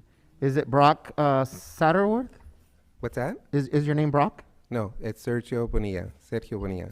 Sir, you also need to leave your mask back. Leave your mask on. Thank you. Okay, no worries. Thank you. So, James, I don't have a card for him either, but thank you. Go ahead. Hi, my name is Sergio Bonilla. I represent CSEA. I'm the first vice president of CSEA. I'm here to talk about next week's proceedings.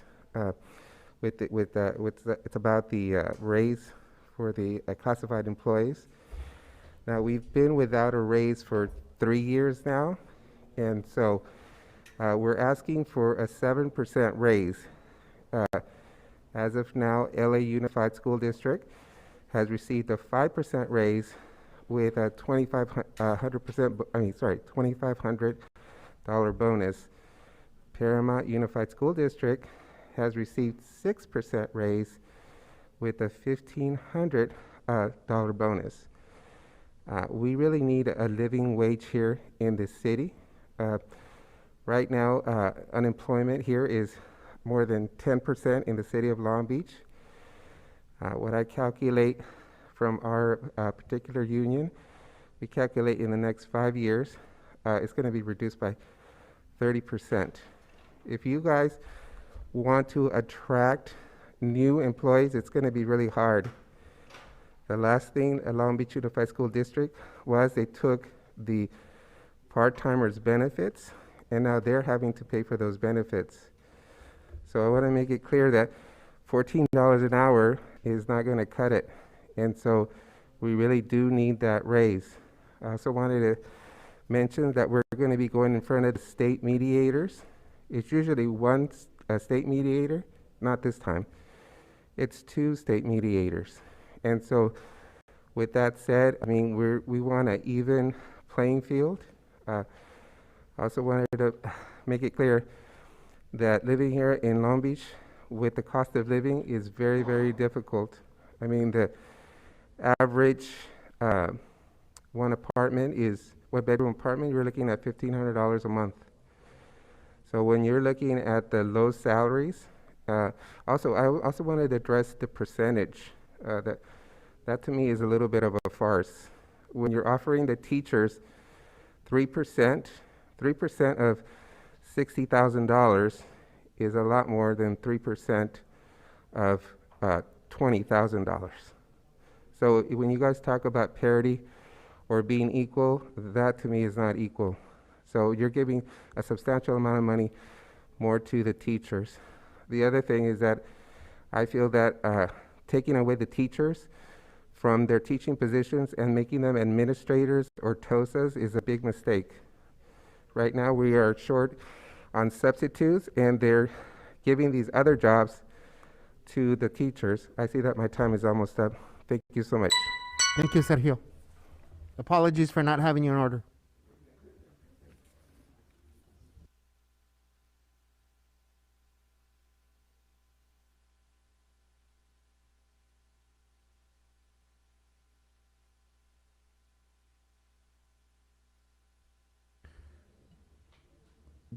Good evening. Is it Fatima? Miembros de la mesa directiva, superintendente, mi nombre es Ana Lara, soy madre de estudiantes de este distrito y represento a la red de Padres en Acción con Latinos in Action. ¿Sí me permites, Ana, para que te traduzca? Perdón, Ana, y bienvenida. Gracias. Good afternoon, Superintendent, board members. Ana Lara. My name is Ana Lara. And I am mother of students of this district, and I represent Parents in Action and Latinos in Action. Creo que deben empezar a pensar en hacer programas y actividades para niños desde kinder en adelante, que los estudiantes tengan espacios donde puedan sacar su energía y poder conectar con otros, donde aprendan a ser empáticos, solidarios, y así se evitaría toda esa violencia que cada vez se está incrementando. I think that there should be programs in the different schools from kinder on to teach the children to be, to burn all their energy, be empathetic, and stand in solidarity, and to avoid all the violence that's out there.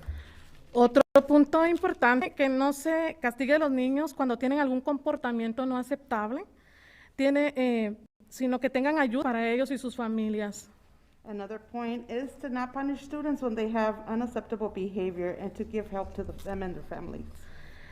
Creo que se debe utilizar la justicia restaurativa ahora más que nunca. Hay que restaurar la paz y justicia a nuestra comunidad, que todos los estudiantes deben tener acceso a apoyo de salud mental dentro de las escuelas. Aunque hay grupos que nos proveen fuera de las escuelas, los estudiantes lo necesitan dentro de los planteles. Okay, I think now more than ever we need to incorporate restorative justice and teach peace in the schools and introduce mental health services inside the school. Although we are giving services from outside providers, I think it should be embedded in the school. Y para terminar, también en algunas escuelas, por experiencia personal, veo que cuando hacen educación física, en estos tiempos de calor, los maestros son excelentes, pero no les permiten a nuestros niños que tomen agua. Y ellos tienen que terminar el periodo de PE para poder ir a tomar agua. Y es muy cansado y pues hasta se pueden desmayar. Muchas gracias. And another point is that I've seen it from personal experience that during physical education, during these times when it's hot, the teachers don't excuse the students to drink water. They need to finish the class to be able to drink water, and I think it is very important to drink water. Thank you very much. Gracias, Ana. Buenas noches. Good night. Good night.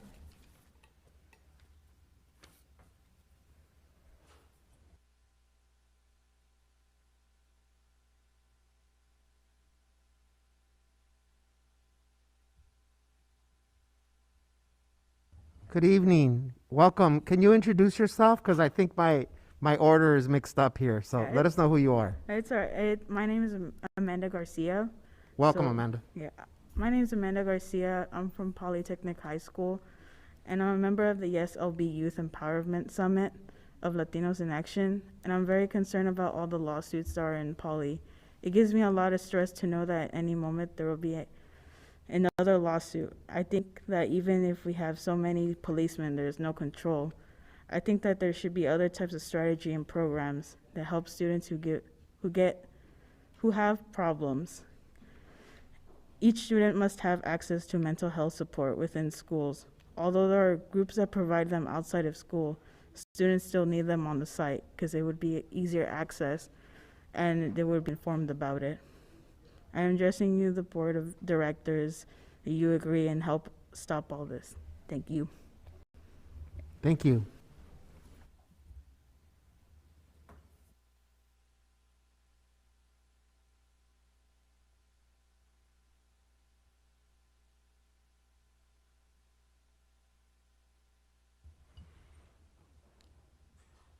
Good evening. Welcome. Can you please introduce yourself for us? Yes, good evening. Hi, my name is Enrique Chavez. I am the Unit A Vice President. I'm here to speak on a non-agenda item. And it's regarding the raises for classified employees. Empathy is the ability to perceive and relate to the thoughts, emotions, or experiences of others. Empathy in the workplace is positively related to job performance. Managers who practice empathetic leadership toward direct reports are viewed as better performers in their jobs by their bosses. It's important to remember the difference between sympathy and empathy. On March 2nd, 2020, the former superintendent, Mr. Chris Steinhauser, and I quote what he says, "I feel confident about the position LBUSD is in financially. One of the big concerns I do have for the future is how do my own employees stay here, live here, raise their families here, because that's really, really important," he said. "That's how your community becomes better and stronger. When you run for re-election, will you be able to say, I did the best for the students in my district? Will you be able to say, I did the best for my employees? Will your students and employees say you did the best for them? Please authorize the raise for your essential employees." Thank you. Thank you, Enrique.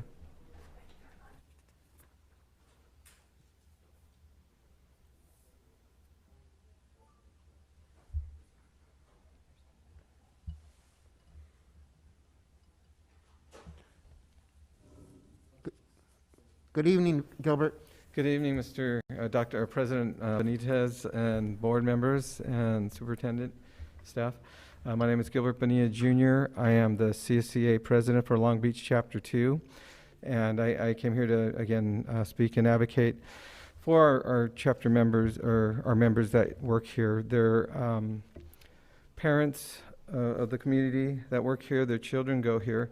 And I still continue to get some calls that, people they're concerned, especially during this, we're still in a pandemic.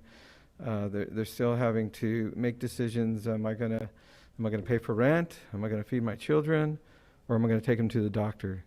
And we're really, really concerned that, we've heard, the district here, our district, is in better shape than a lot of other districts financially. They're financially healthy. Yet we do see other districts giving 5% raises to their classified.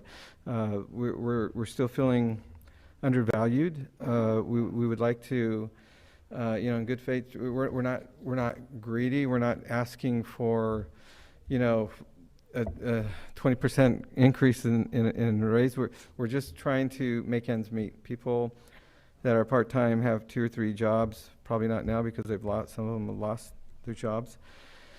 And, they're concerned about rent, food, their children that go here. We want to be competitive. We want to be able to not lose people to other districts, which I also hear is happening. There's just a lot going with that. We're appealing because, to the parents that work here and the kids that go here, the people that live here, we're really hoping that you consider, that we're asking 7 cents on the dollar for a raise. And, we really like to see that happen. We're, it's sad, when I hear this, it's just the human appeal. I'm going to just end with a quote from Dr. Martin Luther King. And I'll try to go as quick as I can in the 40 seconds I have left. I'll paraphrase a quote by him. We are concerned about the constant use of federal funds to support this most notorious expression of segregation in regards to wages and health benefits. Of all the forms of inequality, injustice in health is the most shocking and the most inhuman because it often results in physical death. And we've seen that a lot now with pandemic. It's reached our circles and our families. So thank you for listening to me. Thank you, Gilbert. Have a good evening. Thank you. You too.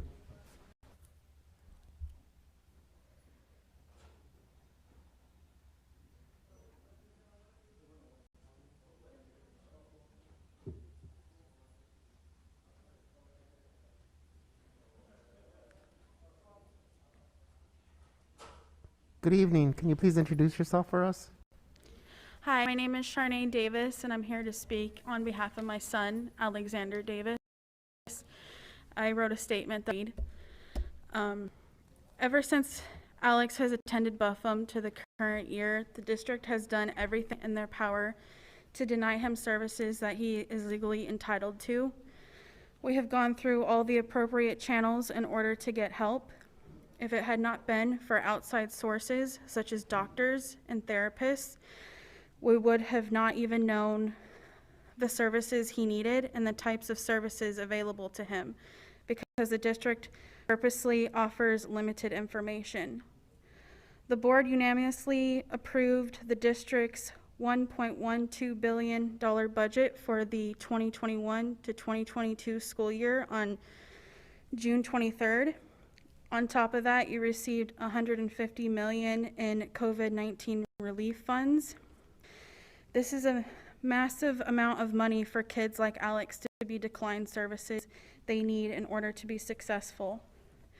Now you are also requiring parents of IEP students to sign a waiver to deny all IEP services in order to get independent study.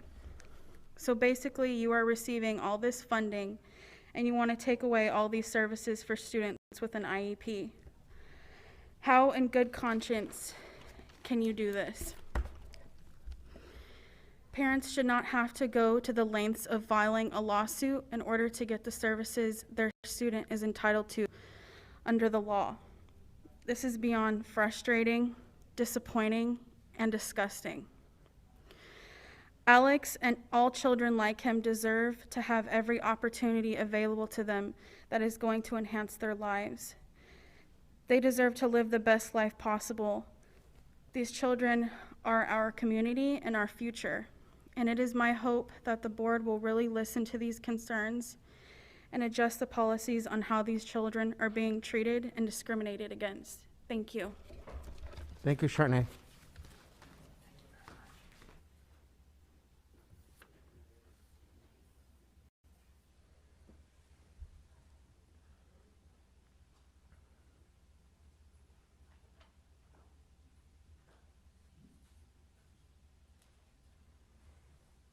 Good evening. Peter Atwood, and I guess my first order of business is to serve a federal complaint on the superintendent, so let me step up and do that. Peter, we're going to ask you to hand it. Peter, we're going to ask you to remain at the podium, please. If you have anything to hand, Peter, hand it to one of our staff. I was just acting as a federal process server and doing my job. So Dr. Baker does have the federal complaint. Do I have an answer to that? Okay, perfect. Okay, well, the reason for all of this is because we wanted, and it was my client who came first, we wanted a an independent evaluation by the proper person, and the district decided they wanted to spend thousands of dollars and spend all kinds of time in order to try to avoid doing that after failing to file like they were supposed to. And so now it's in the district court. I'm thinking that it would make more sense if the district were interested in doing things for kids instead of litigating in order to avoid it.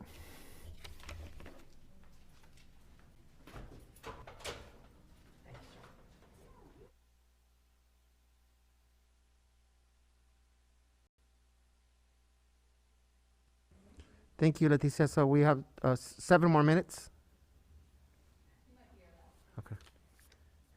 Good evening. Can you introduce yourself for us? Hi, my name is Maisha McCoy. Welcome back, Maisha. Thank you. So the purpose of me coming back was to talk about something that's not on an agenda. I would like to bring up that I have contacted the administration in regards to excessive abuse on my children. 2 of my boys was assaulted. One was assaulted by a staff member. I have video footage. And the other one was assaulted by a school police officer because he assumed that my son was going to attack the principal. He threw my son against the wall, threw him on the floor and on the table. His hand was messed up. It was administration that witnessed that incident. The second one was that my son, he got choked out by a school counselor, by a school teacher because they tried to jump my son. The thing is, this ongoing problem with happening at Milliken, it wouldn't have never happened if the administration would have investigated when I told them what happened with my boys. My boys had got into a fight at the beginning of the school year because something occurred during the summertime with the same group of kids, and they didn't want to listen to me. After me, a parent, doing an investigation, going on 562 websites, seeing all the stuff that's going on, I brought it to the administration attention. They didn't do nothing about it. What they did was they told me my children's safety is more important, so we want to move them schools. No, my son was choked out because he was a victim. 2 boys tried to jump him, and he was a victim, and he got choked out because he was aggressively. They not only choked my son out, they put him in the back of the police car due to a pending investigation, which is everybody should have been in the back of the police car, not just my 2 boys, all the boys that was involved. They moved schools because it's witnesses at that school that knows exactly what's going on, and they know that if I get a hold to those witnesses, that I'll be able to bring it to your attention. I don't know the security guard name, but he's sitting outside right there in that car, the one who did what he did to my son. And his justification was he thought he was going to attack the school principal.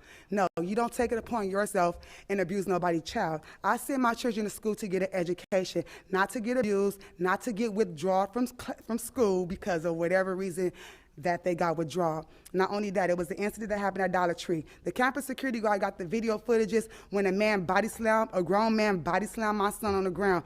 I said, why did you call campus security? They said because it was in a mile radius of the school and it happened during school hours with the whole football team from Milliken.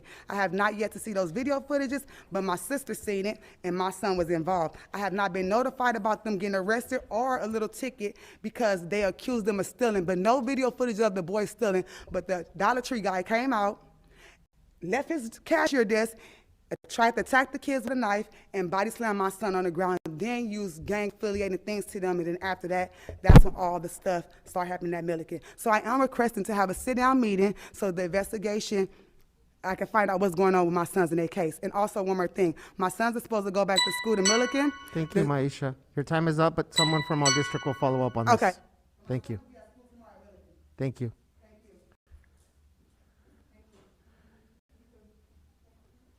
James, was that our last one? Okay, so I want to thank every single one of our community members that came out to our school board meeting tonight to provide public comment. As I mentioned earlier today, public comments are extremely important for us, and we need to keep hearing from you. So thank you to everyone that took the time and provided public comment for us. Let's take a short break, and then we'll come back with staff reports. Dr. Baker.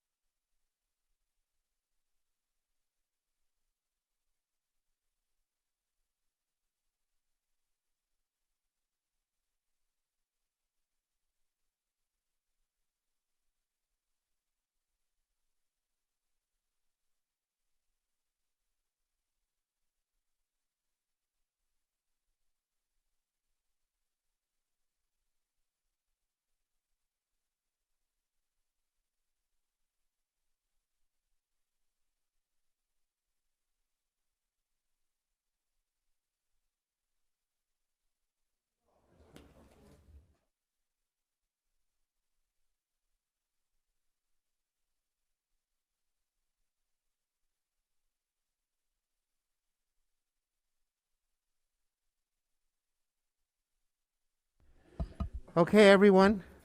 I'm just going to ask everyone to settle back in so that we can continue with our staff report tonight. So, Dr. Baker, can you walk us through our staff report items? Sure, thank you. This evening we have 3 staff reports. The first will be introduced by Dr. Kale and is about Long Beach Unified Tutoring. Okay, I'm really happy to introduce Tammy Lavelle. She is our new Director of District Initiatives, and she's leading several programs and initiatives in support of our Learning and Acceleration Plan. So tonight she will briefly share our work in selecting vendors for tutoring services for students, which has been a collaborative effort with our business departments and level offices. Good evening, Board President Benitez, board members, executive staff, and our viewing community. As Dr. Kell shared, I'm here to share a brief update about a new district tutoring initiative that will be supported by 5 tutoring contracts that are being recommended for approval this evening. These contracts are listed on line item 39 of our purchasing contract in tonight's agenda. So currently in Long Beach, we have 2 models for tutoring. One model are those models that are solely site designed, facilitated, and implemented, and the others are site designed but co-facilitated and implemented by tutoring companies and that have current negotiated contracts with our district. All of these current tutoring programs will continue for students who qualify for them. The 5 tutoring companies that are being recommended for approval tonight will support a new Long Beach Unified School District tutoring initiative that is part of our Learning Acceleration and Support Plan. This initiative is listed under Pillar 1 of our Academic Acceleration and Pillar 1, which is Academic Acceleration and Support, as it is designed to accelerate student learning in foundational reading skills and math, and can be found under each grade span of Pillar 1.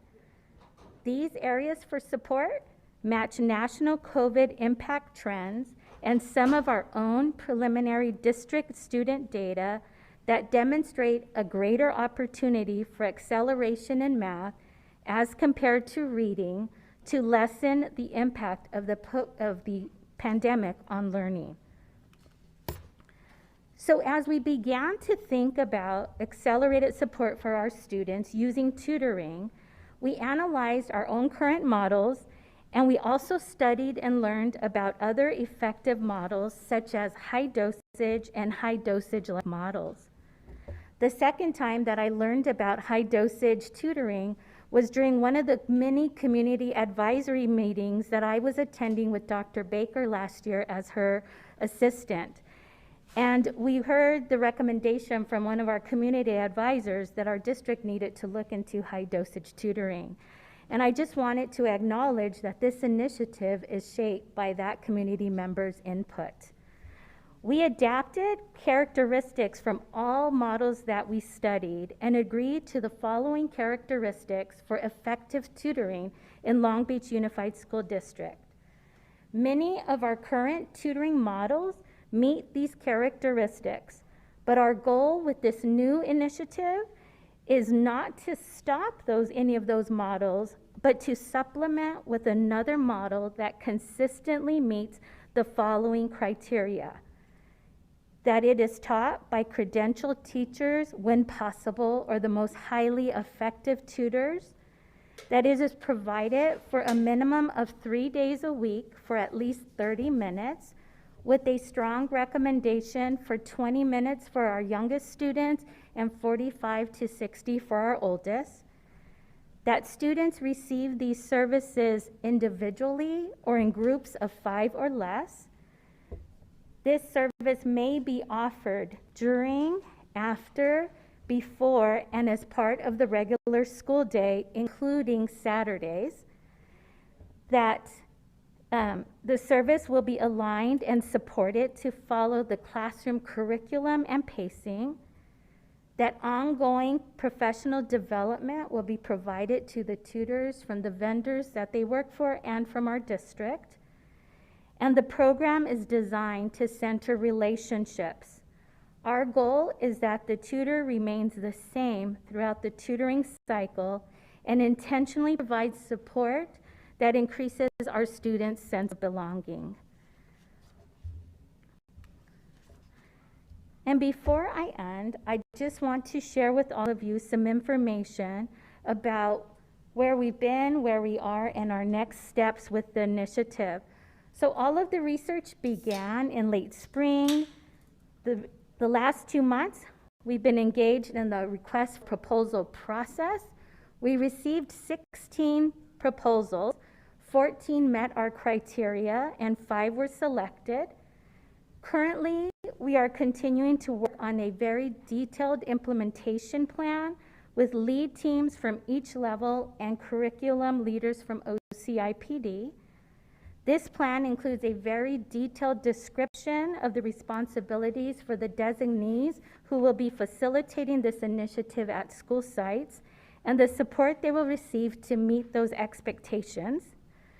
We are also completing a matrix of vendor support. This initiative is for all our scholars, and we want to maximize vendor offerings such as support for our students who are learning English as a second language, have a disability, or may need online support. This month, we are working with research to design central monitoring systems and tools to assess both our implementation efforts and student progress. And then finally, our families of students who qualify for this initiative or this intervention will be notified starting November 1st, which is the date that follows our window for our iReady assessment that will help us gather data to support students' learning and acceleration. And that is my update. Are there any questions? Thank you, Tammy. Colleagues, any questions? Can I start? Yeah, I Mr. think you might have answered it at the very end, but as I look at least the initial plan, I'm excited about this, first off. Okay. But I guess the part that I'm most interested in when we talk about this initiative is how do we gauge success? Mhm. So in regards to this tutoring plan, first off, how many students do we anticipate being a part of this process? And then once again, what are going to be our metrics to success when we talk Right. about this program as a whole? Right. So we're going to be using our new iReady assessment to determine growth for our students. So we're starting with that as a metric that we're going to be using. And so I'm working closely with research so that we can also determine what other assessments we have that will determine the success of for our students, such as our foundational reading skill assessment that we already have. So that will be another assessment that we are planning to use. We haven't finalized those plans, but we definitely will have student outcome data. And then also, we will be using an intervention tracker to assess our implementation efforts with each of the different programs that will be offered at our different sites. I love it. Do we have an anticipated number of students that will take advantage of this opportunity? We do not at this point have a number. It will be dependent on the allocation of, I think I want to defer to Ms. Takahashi for that part, because it will be based on an allocation of resources to sites, and then dependent on that allocation, we'll be able to determine the number of students that would be able to use the service. Fair enough. Is that good? Follow up for me, Mr. Miller, thank you, related to that question. Actually, I have 2 questions, and I'm also, it's also great to hear that we are expanding our tutoring opportunities. That's one of the things for the last 2 years that we've heard from community members, whether it be through our LCAP process, through our budget engagement process, and then we had public comment tonight also referred to tutoring. So 2 questions, one related to Mr. Miller's, but I'll be more specific. What are we thinking about in terms of, you use the word qualify, for families that qualify, in terms of who will be able to qualify for tutoring? And second, I heard a reference to students with disabilities, so wondering if we could talk a bit more about how this aligns with our students on IEPs and students with disabilities. Right. So all of our students may participate in this initiative. One of the things that we did with our RFP was really, as we vetted the applications of the different vendors who were applying, we were looking specifically for their expertise with how they support all students. And so as we created a matrix, we have a matrix we created, I'm pleased to report that we were able to include for every one of the 5 vendors that they do have offerings that do support our students with disabilities and our English language learners. And so that was something that was important to us in this process, and something that all 5 of the vendors did say that they have support in place for our students. And your second. Thank you. And I guess this goes back to the question to Ms. Takahashi. So if we have a lot of families that may want to access our tutoring opportunities, Yes. Really they should go through their individual school sites, because that's how the opportunities will be allocated? Okay, thank you. Yeah, and it is one offering in a school's response to intervention. So this is one of those services that will be offered to our students. Mr. Otto? So what's the capacity for the program approximately? I mean, I assume it's not 68,000 students. So there is $150,000 of seed funding to start for each of the 5 contracts, and then there is room to move the amount upward in the event, as need is determined at school sites. Okay, so 200 students, 300, 100? Oh, so if we looked at, so the average hourly is about $50 per student. Got it, okay. So to do the math, I don't have that number, but it's definitely something that we could work out and share with you. Okay, well, and how long can it last for? Is this money that we, to get us out of the pandemic and to pick up losses that we had, or can this be sustainable or up to some kind of scale at some point? Yeah, this is being funded out of supplemental funds. Some of it you'll hear about when Ms. Takahashi talks about ESSER 3. So tutoring funds are coming out of our COVID relief funds, both federal and state money. The reason it's hard to answer is that also this is in tandem with other tutoring efforts that go on at the school level. So when Ms. Lavelle talked about school site, schools also have large allocations of LCFF funds. Title I schools have Title I money. So this is a layer in addition to that. In a future meeting, you'll hear Dr. Simon talk about specialized support for our students with disabilities in addition to those who can access through this. So what's different about this process is that we have not in the past ever done an RFP for tutoring services.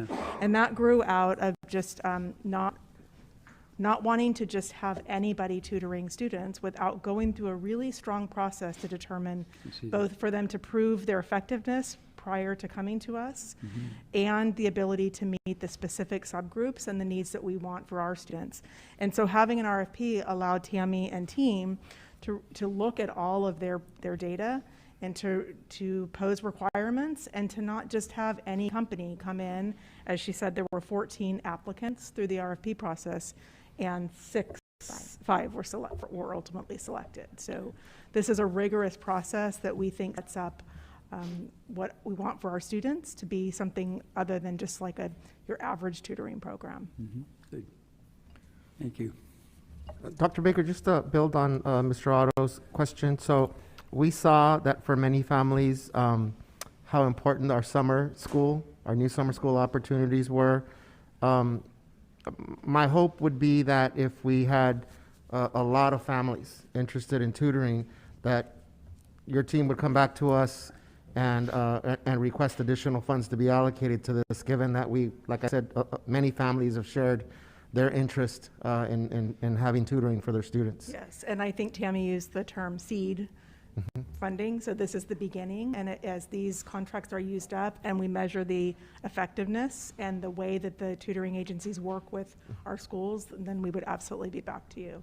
Thank you, requesting Dr. Baker. additional funds. Ms. Kerr? Yes. Thank you. I appreciate you calling out, and I can see it very clearly that this reflects, the whole process actually reflects what the community gave us as input, suggestions that they gave us, research that they did on their own and that they brought to the table for us to consider. So when we talk about giving community input and coming to talk to us and wanting to know where you see it, this is one example that's really clearly spells out some asks and concerns that different community groups brought. So thank you. You're welcome. And Dr. Baker, thank you for explaining the RFP process and why that's different for us. And that I would imagine with these 5 contracts, it's possible that we may have some agencies that really work incredibly well with our schools and show themselves to be more effective than some of the others. And so this allows for the opportunity to grow those ones that are most effective with our students. Was I hearing that correctly? Okay. And then specifically, when can our students expect to hear from their schools? So you said November 1st, families will hear. Will they be hearing it directly from their school sites? So they should anticipate very specific contact, not district level contact, but from their school site? Yes, they will be hearing from their school sites beginning November 1st. So our window for our first iReady assessment window ends at the end of October. So we will have data at that point so the schools can start to determine those students that qualify for this initiative. And so November 1st would be the earliest date that families will start to hear. So we'll need to be patient for probably that first week or so as we start to hear from our schools. And also, just for clarification, that all students can expect communication. Students with IEPs, our English language learners, that there is no differentiation between that. It is all students will begin to be contacted November 1st and as data becomes available, so that if they qualify. If they qualify. Yes, absolutely. Great, thank you. I thought I had heard it correctly, but now again I'm hearing the term "if they qualify." I don't know what that means if everyone is able to. So there is a criteria for students, and it is right now we are looking at 2 years below on our iReady assessments. Specific to these contracts. So this is one element of tutoring. Yes. What Tammy's office will be training in is the criteria for effective tutoring is not just for these companies. It's establishing that expectation for schools who offer their own tutoring through their own teachers, through other resources that the curriculum office provides, through the level office, the way that they're organizing tutoring from the level. It's one aspect of tutoring that comes in concert with many other offerings of tutoring. And it will be specific on iReady results that are being that's going on right now, Dr. Baker? Yeah, so I was going to jump in on that, and Tammy, you're welcome to interrupt me, but iReady is going to become a common term in Long Beach Unified School District because it's a way of diagnosing students in the moment. It's formative information so that we can, teachers in classrooms can group students for specialized instruction. They can refer them for tutoring. They can use that data for ongoing progress monitoring. And it's a new tool for us in Long Beach Unified. So that data will then feed right into the ability for principals and teachers to make decisions about how to group students in these small groups for supplemental instruction. Thank you, Dr. Baker. And as I shared with you today, I know of at least one student that's already interacted with iReady this week. So I think it would be great if we could get an update in November.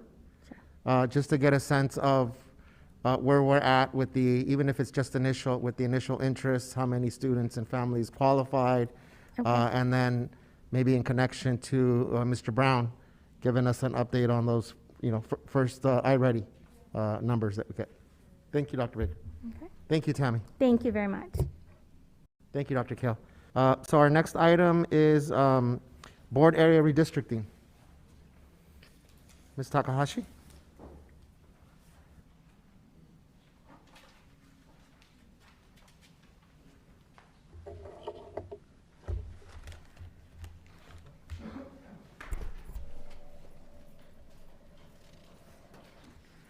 So I'm pleased to be here with Justin Rich from Cooperative Strategies again to talk to you about the redistricting process that we'll undergo for this year. We'll go over the adjusted data that was released on September 20th, the adjusted census data. We had preliminary data for you last month, but we now have the adjusted data, so we'll review that data with you. We'll want to go into a discussion with you about potential board criteria we would utilize in drafting maps and talk about some of the community input that we've received. So just as a reminder, that after every census, which happens every 10 years, the school district should review the population data to determine if their voting areas are still within the allowable population variance and to make any necessary adjustments to ensure population balance. And the target date for approval of our new map would be December 1st, 2021. Just again, a reminder to the community about what redistricting is. It's a process by which a district ensures population balance of Board of Education areas. It's designed for elections, and it does not change or determine school attendance boundaries. So some of the community input we received, again, was about school attendance boundaries and where students should be going to school. So we'll continue to try to clarify that with the public. So at this point, I'll hand it over to Justin to go to review the population data with you.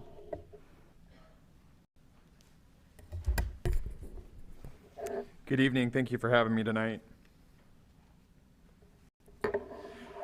I'll start out with the district's current trustee area map. This is a good way to orient ourselves, and you'll notice just for that orientation, in the northwestern part of the district is trustee area 1, and then really working counterclockwise are trustee area 2, 3, 4, and 5.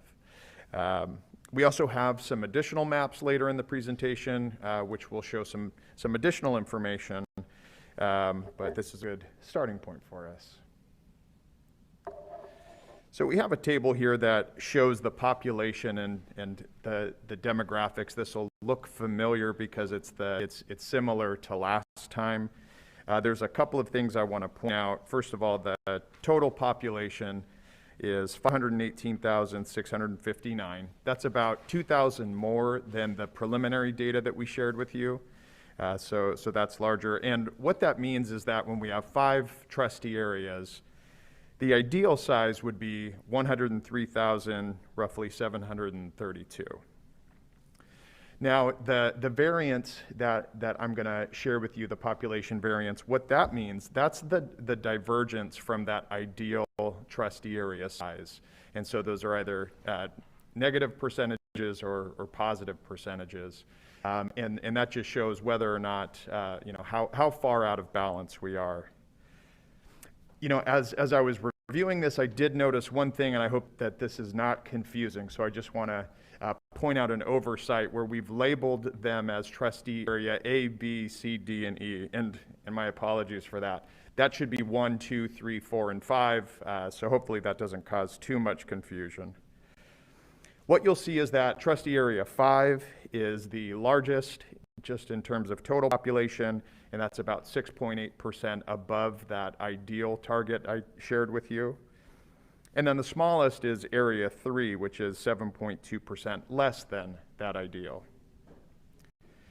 I'll also point out that the largest protected class is the Latinx group, and they make up a plurality, not a majority, but a plurality in 3 of the trustee areas. In trustee area 1, just about 43%, trustee area 2, 42%, and trustee area 3, 36%. We're basing that off of citizen voting age population, and I think you'll remember last time, that's a proxy that is used in these types of map drawings to show who's likely to vote in an election.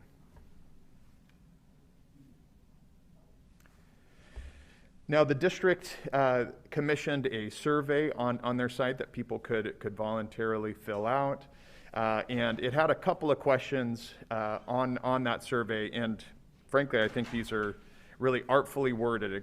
They were open-ended questions that allowed people to share input that is quite helpful for us when we're going and drawing maps, and I think helpful for you just in terms of identifying those themes that are important to them.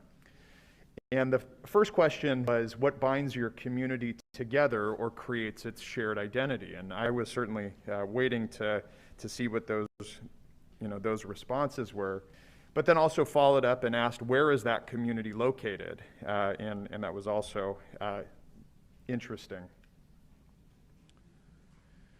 So the district received 79 responses, and I think it showcases some broad themes. Some of the top scoring ones, or those most often cited, had to do with schools, parks, and childcare. I imagine that is comforting for you all. And there was other things as well that I think again show kind of how people orient themselves or how they gravitate just in terms of communities.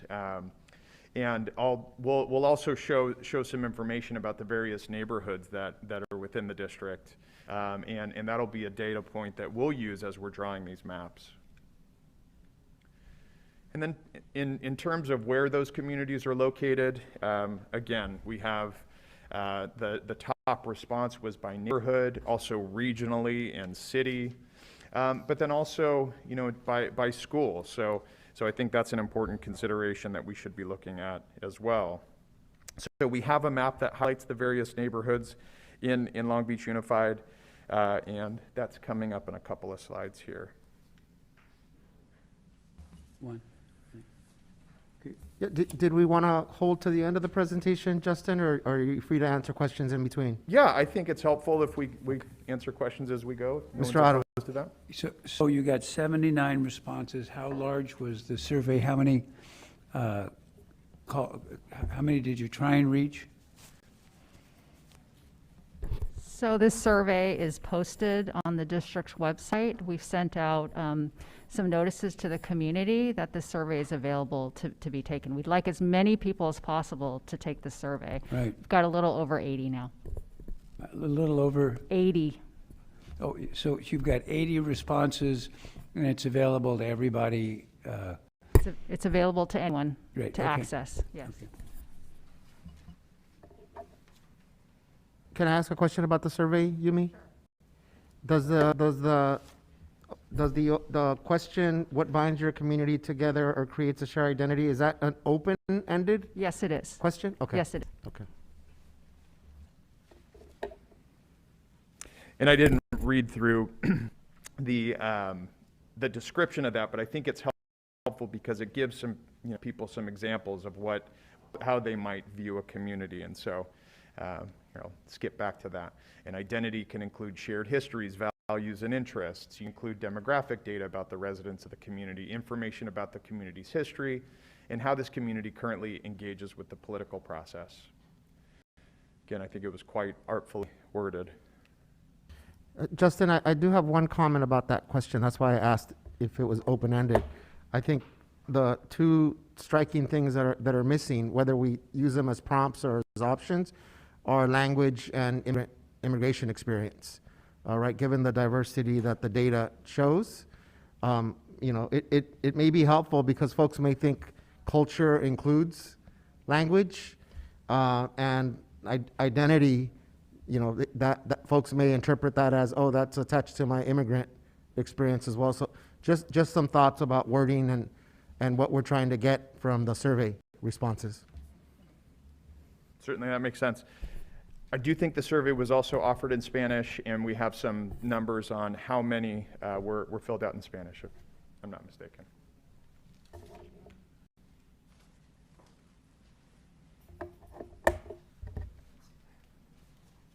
Sorry. That's okay. So, thank you for pointing that out, Dr. Benitez. One thing that I can point out is that some respondents did comment on immigration and also language diversity. So the open-endedness did point that out on certain respondents. We only had 2 Spanish respondents and 0 Khmer respondents as of last week. So there's a couple more that we haven't taken a look at, but I can certainly get that data to you. Yeah, and I think that becomes even more important when we look at the demographic breakdown by region, right? That if we're getting responses from some regions disproportionately from some of our subgroups compared to other regions, I think that's where, again, the data, I think, irrespective of whether we want to, get 1,000 responses or not, that if 3 of our areas have a plurality of our Latinx communities, yet we're only getting 2 responses from our Latinx communities, I think that has serious implications for the process.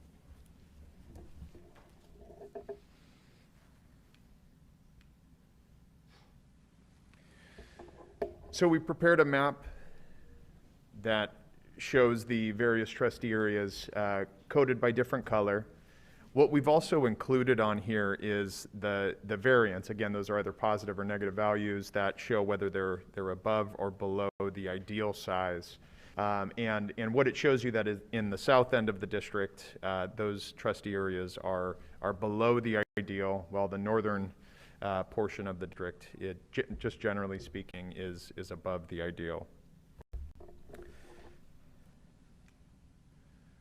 We also included another look at this where we overlaid the neighborhood boundaries as provided by cities, just to show all of the individual neighborhoods and how those are reflected based on the current areas. In the PowerPoint, it is very small and it's very difficult to read, so we have provided you an expanded and enlarged version of this neighborhood map.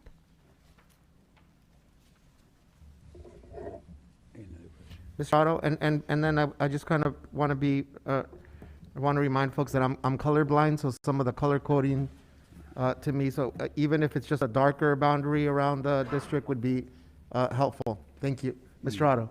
Sure. And is there any special efforts that are made to try and get people to respond to the surveys? I mean, I know it's up on the website, but is there anything else? I use a funny term. Are there any like unobtrusive measures that you use to measure or to try and get people to respond? Working with the communications office, we have proactively sent out messages to the community, and we will continue to do so to encourage them to take the survey. And so we are being very proactive in terms of encouraging families and community members to complete the survey. Through the website or in other ways? Through the website as well as messages as well to the community. Okay. Yes. Okay. I think, Mr. Grayson, that's another good one for you.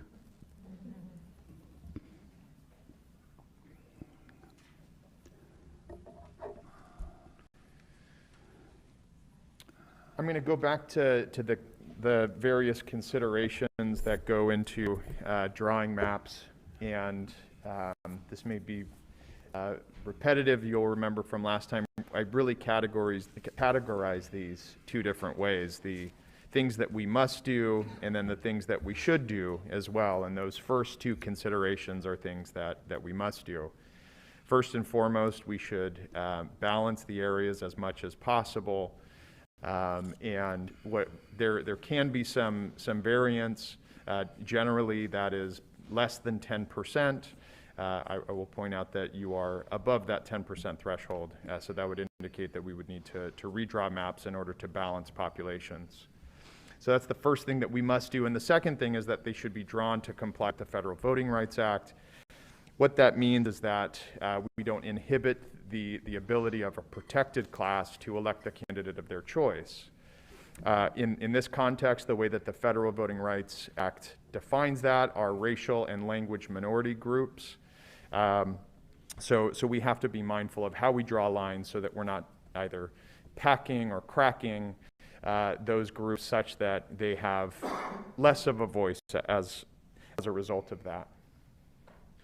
So once we check those boxes, then we also want to keep areas compact and contiguous as much as possible. We want to respect communities' interest as much as possible. And oftentimes we will follow human human-made and natural geographic features. Oftentimes, those are the boundaries for these communities of interest. Justin, one quick question for Mr. Otto. I heard you use, I think, the terms hacking and cracking. Can you tell us what those mean? Sure. I've heard them, but I don't remember.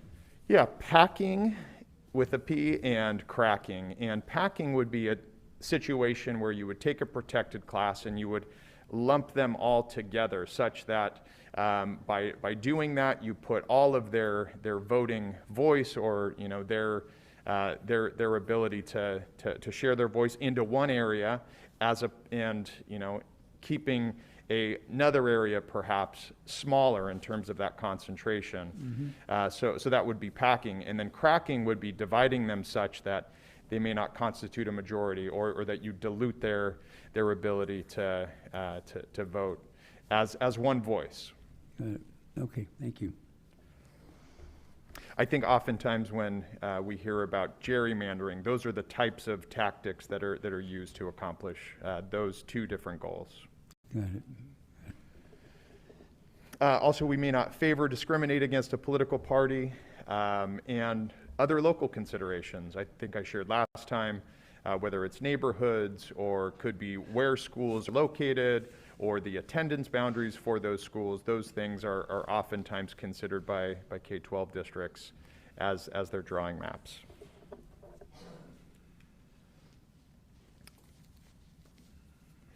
And then I think just a question, and this is one that we left with you last time that will be helpful for us as we start to draw different map scenarios for you, is what would you like to see maintained in a new map? But what about the current boundaries work well?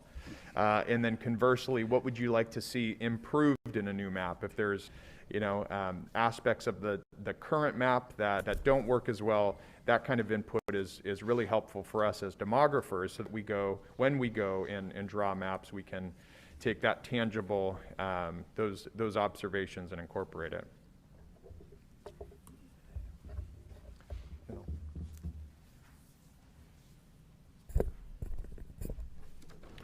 So again, our timeline for activities, we're here presenting the new review of the new census data. October 20th, we'll be back with the draft maps. For review, we'll utilize November 3rd if needed to review those maps again. In November, we will conduct community meetings to review the draft maps with the community and to seek their input in the process. So that we'll hold not only community meetings, but also have an online survey so people can provide feedback online on the maps that are out there. And then December 1st, we would be before you with the board approval or proposal for board approval. So again, this is where the community can get engaged. We have our redistricting webpage on the school website, school district website. Our community of interest survey will continue to be open throughout this entire process. We'll have our community meetings, and again, for the community to review the draft maps, provide their feedback as well. There will be an online tool to provide us feedback on the draft maps as well. And so if you'd like to provide us some feedback in terms of board criteria as we move forward and come back to you on October 20th, as well as we entertain additional questions. So we have Ms. Craighead, Mr. Otto, and then if my other colleagues want to chime in. Thank you. I have, I guess, a suggestion for what works well for the map. And my suggestion would be to keep the Lakewood schools in the same district, because the city of Lakewood already has to deal with several different school districts, and I think it would be very complicated to add different board members from our school district that they would additionally need to deal with. And I think it works out well that we have one board member from the district as a liaison with the city of Lakewood. So that would be my suggestion. I know it's not quite the same for the other smaller cities, but I think for Lakewood that would be especially helpful. Mr. Otto? Yeah, I mean, it seems, and I think you said this last time, that it kind of depends on the definition of community of interest, and there are different ways of thinking about that. And when I look at the demographics, the numbers that we have, I suspect that the Hispanic ones are historically underrepresented or maybe underperforming. And do you think about things like, are there ways to think about those things and yet they're and unresponsive, meaning that they're not, of the 79 or 80 people that have responded, you got 2 Hispanics.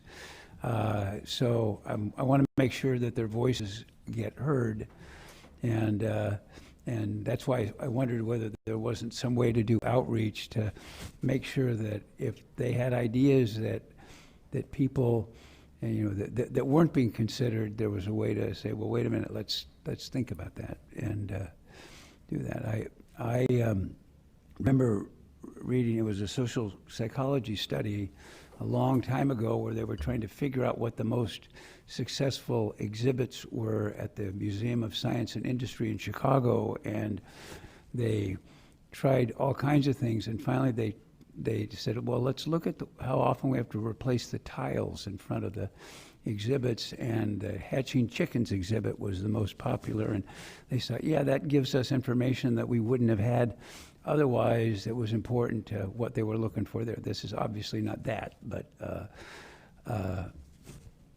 anyway, I'm looking for ways to make sure that everybody that's got a stake in this gets an opportunity, even if it requires more outreach, to reach out to them. So. Thank you, Mr. Otto. And namely targeted outreach, because we know which communities we're talking about. So I have a couple of thoughts about this. And one of them includes, and I don't even know if it's viable to put something together, because the city is also challenged right now in terms of the same communities that we're trying to engage. And I don't, quite frankly, think that anything's going to happen between their process and our process in terms of something magical happening where community members are going to become interested in the redistricting process. So I think similar to the kinds of videos that our esteemed exec staff here has been doing, to do a couple of educational videos on what the redistricting process is, because that actually means something than to just get a link or a text saying, hey, the survey is now open. Many of our community members don't know what the implications of this survey are and or what redistricting is, precisely from our, Khmer speaking communities, our Tagalog speaking communities, our Spanish speaking communities, our African American communities. So I think that's one, right, that we need targeted messaging, but educational messaging, not just letting folks know there's a process for redistricting going on. I think in addition to that, we have district spaces like our DCAC meetings, our DLAC meetings. We have wonderful work going on at Whittier Elementary School with our Cambodian community. So I think we have to leverage those spaces in a targeted way, because that way we're coming to our communities, right? And then lastly, I think I appreciate the overlay of neighborhoods with our districts. One thing to think about as we're getting responses, particularly to open-ended questions, is that between the last 2 censuses, our city has changed in terms of not demographic shifts, but regional geographic identities. So what folks called West Long Beach is different than what West Long Beach is today. What folks refer to as Central Long Beach is different in terms of how our communities think about what Central Long Beach is, for that matter, what North Long Beach is, what downtown is. So I would suggest, again, some way to thread that out of the responses, particularly when we're talking about geographic location and geographic identity as it relates to that. So I have other thoughts, right? I'm happy to, I don't want to hog up time here, but I have one question for our expert here, Justin. So given your reference to the variance already as a point of interest for us to think through, what stands out to you more, the variance around total population across our respective districts, or the variance around the citizen voting age population? Because for at least 3 of our districts that have large numbers of non-white population, I think there's also a disproportionate number of citizen voting age population. So how do you approach that question, Justin, in terms of what are we looking at, not just in terms of variance by district size, but in terms of our citizen voting age population? Yeah, I think it's fairly common to see that disconnect between the total population versus the citizen voting age population. I think what that shows us is that for some of these protected classes, they skew younger. And I wonder if 10 years from now we'll be looking at a different dynamic. I don't think that's unlike what's happening nationally. And but certainly that does strike you, right? I mean, you look at the percentages and there can be large differences. And again, generally, I think that's because those protected classes skew younger. I think just to talk about the total population of each district, like you brought up, I was a bit surprised that with all of the development and things that are happening downtown, that there's not, larger, or that there was not the same increase in population that there was in other areas. So that's something that stands out to me, just being on the outside looking in. Yeah, I think those are the 2 things. So I guess I'll be more specific, Justin. Does it matter more to have a variance on total population versus a variance on citizen voting age population? Or So- are they equally weighted? Oh, yeah, thank you, and thanks for clarifying. In terms of balancing populations, we must use the total population provided by the census. That's the one person, one vote doctrine. And although the citizen voting age population, in terms of the total numbers of those, that's a tool that we use to evaluate whether or not we're in compliance with the Federal Voting Rights Act. Again, because the practical application of just, again, using that example of those protected classes skewing younger, just because you had a majority-minority district based on total population doesn't mean that's who's actually going to be voting in elections. And that's what we're more interested in, so that their voice is being heard, if that makes sense. It does, and I wanted to confirm that, and that was my assumption. So I think it would be wise for you to provide us and the public variances on citizen voting age populations, not just on overall total populations within our district. And as a part of that, I think it would also be helpful to get a similar chart for 2010 so that we can see and think through what you just referred to, right? Where did those shifts happen between 2010 and 2020? Okay. Thank you. Mr. Otto. Yeah. And I don't know whether this would be useful or not, but I used to be on the community college board, and I remember when I had to buy or spend money to do a ballot statement. And my ballot statement was so much more expensive than it was in my area, which is Area 4, from what it was for the people running in Area 2, because it's based on the number of people that had voted. And so I wonder whether that's useful information, not just the voters, but the actual people that vote. I'm not saying necessarily, it's one of what I to obliquely as an unobtrusive measure. I mean, is it important to understand whether people not only could vote, but actually do vote or did vote, and does it provide any information about how to look for people? I don't know. I'm just, I got this yesterday, so I haven't had a lot of time to think about it. Sure. Would you suggest that we would use that as a consideration for drawing maps and try to balance based on voters? I'm not sure that would work. Yeah. And me either. Like I said, I haven't had enough time to really think it through given what it is. I know, because I real quickly last night looked at the City of Long Beach process, which is different because it's much more political. It's the same, but you know, the issues are different and whatnot. But they're doing this from June to February of next year, and there's a lot, there are a lot of meetings and a lot of stuff. But we're on such a fast track here that I want to make sure we get as much information as we can so that we can define our communities of interest as they pertain to education and the education district. So I'm just kind of throwing out ideas at this point. No, that's an interesting point. Yeah. Okay, thanks. Mr. Miller. I think Doug and Juan already hit on a topic that I wanted to address, and I'm going to try and break it down in the simplest form possible here.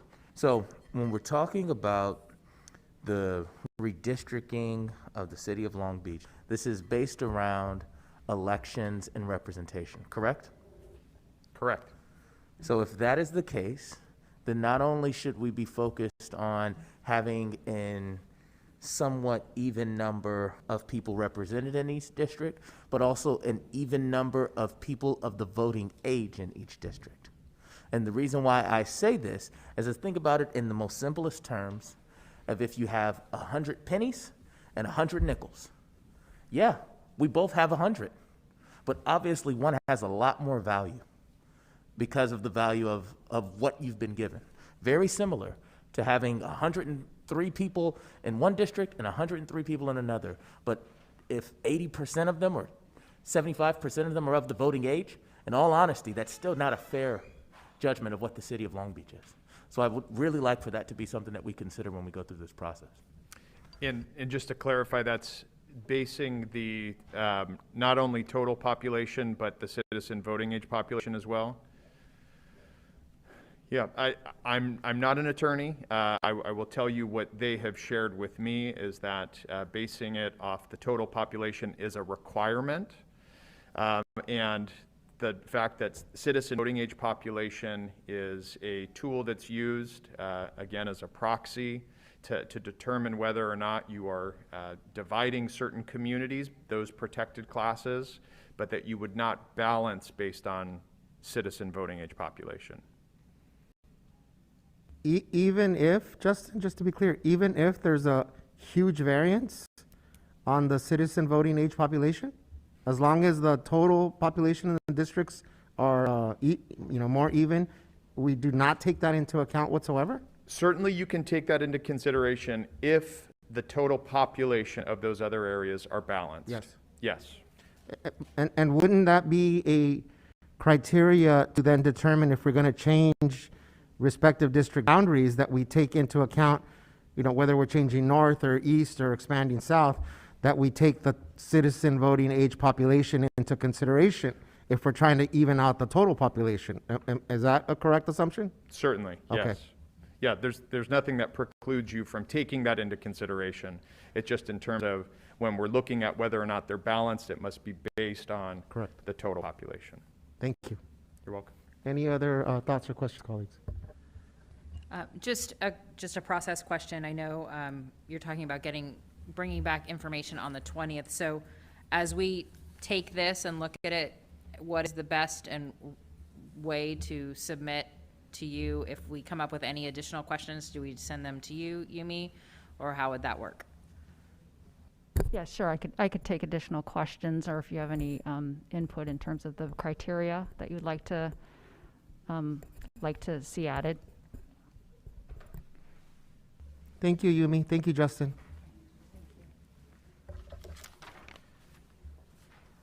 Dr. Baker, let's go into our Learning Acceleration and Support Plan.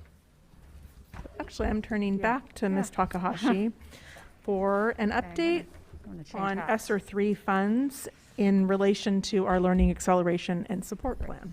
So, thank you. I'm pleased to be here with James Suarez to provide context for an item that we will be bringing to you on October 20th. We'll be asking you to approve a plan for ESSER 3 funding. ESSER, if you remember, is the elementary and secondary school emergency relief dollar. So this is a part of the large tranche of federal relief dollars that that we have received and that we have planned for. So we just wanted this is a required plan that for approval for the board, and we just wanted to put that plan into the wider context of the budget and program planning that we've done, as well as the budget engagement that we have done and will continue to do.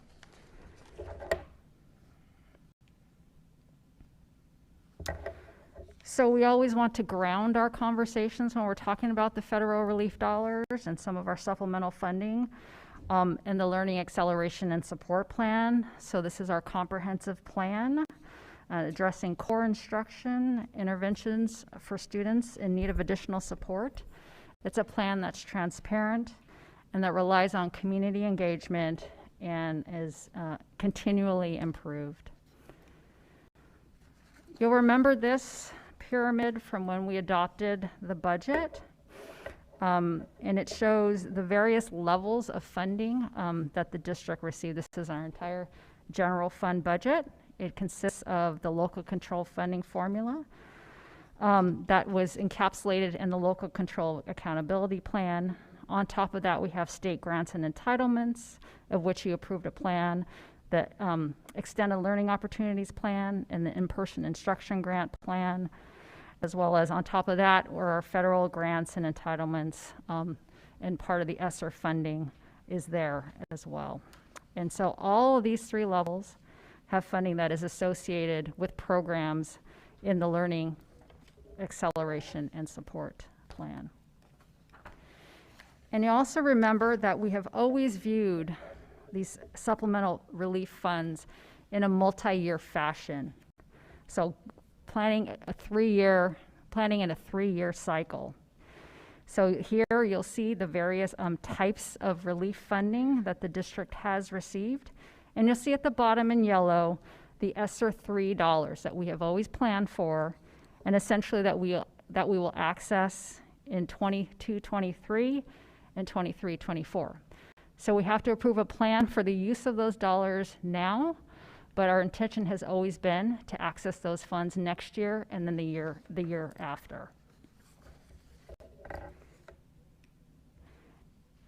And here's a view of those dollars from the program perspective. And you'll see that these dollars broken out by pillars encapsulated in the Learning Acceleration and Support Plan. And you'll see that the ESSER $3 fund the major components of the Learning Acceleration and Support Plan in years 2 and 3. So we ask that we look at the ESSER $3 not in isolation, but they work as a component of the braided funding that we are using to support the Learning Acceleration and Support Plan. So these funds are earmarked for years 2 and 3 of our funding. They are not set in stone. We will continually engage the community as well as look at the programs in which we are funded and do thorough program reviews. But essentially at the outset, these funds are earmarked to support years 2 and 3 of the Learning Acceleration and Support Plan. And so now I will turn it over to Mr. James Suarez to go through the ESSER 3 template that you will see. Thank you, Yumi. Good evening. I've been asked to talk about the template as well as engagement processes. So we'll start with the template.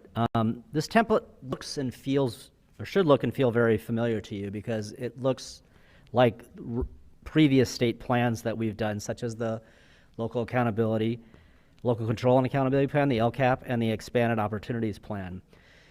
In this ESSER 3 template, there are 5 basic components, and you can see those components on the left-hand bullets, 5 main bullets. And I'll start with the first one. It's planned ESSER 3 expenditures. This section shows the total expenditures planned for each of the 3 buckets of allowable uses. I'm going to detail those buckets in a moment. The community engagement section details the efforts to garner input from the community. We plan to add both current and past efforts since we envisioned the ELO, the ESSER 1, and ESSER 2 interventions with multi-year expenditures extending into this ESSER 3 window. The next section is actions to address student needs. This is a key section that details the interventions and the activities that are planned. This is where the 3 buckets of allowable uses will appear, and I'm going to get to that in the next slide, so please be patient.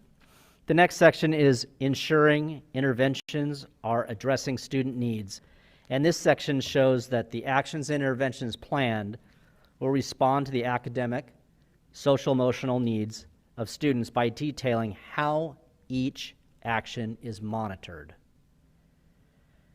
And the last section, which actually is the first section of the template, is called Other Plans Referenced.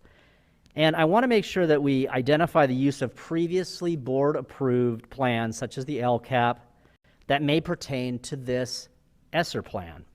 As mentioned, we envision the ELO, ESSER 1, and ESSER 2 budgets with multi-year expenditures, and some of those actions will extend into this ESSER 3 plan.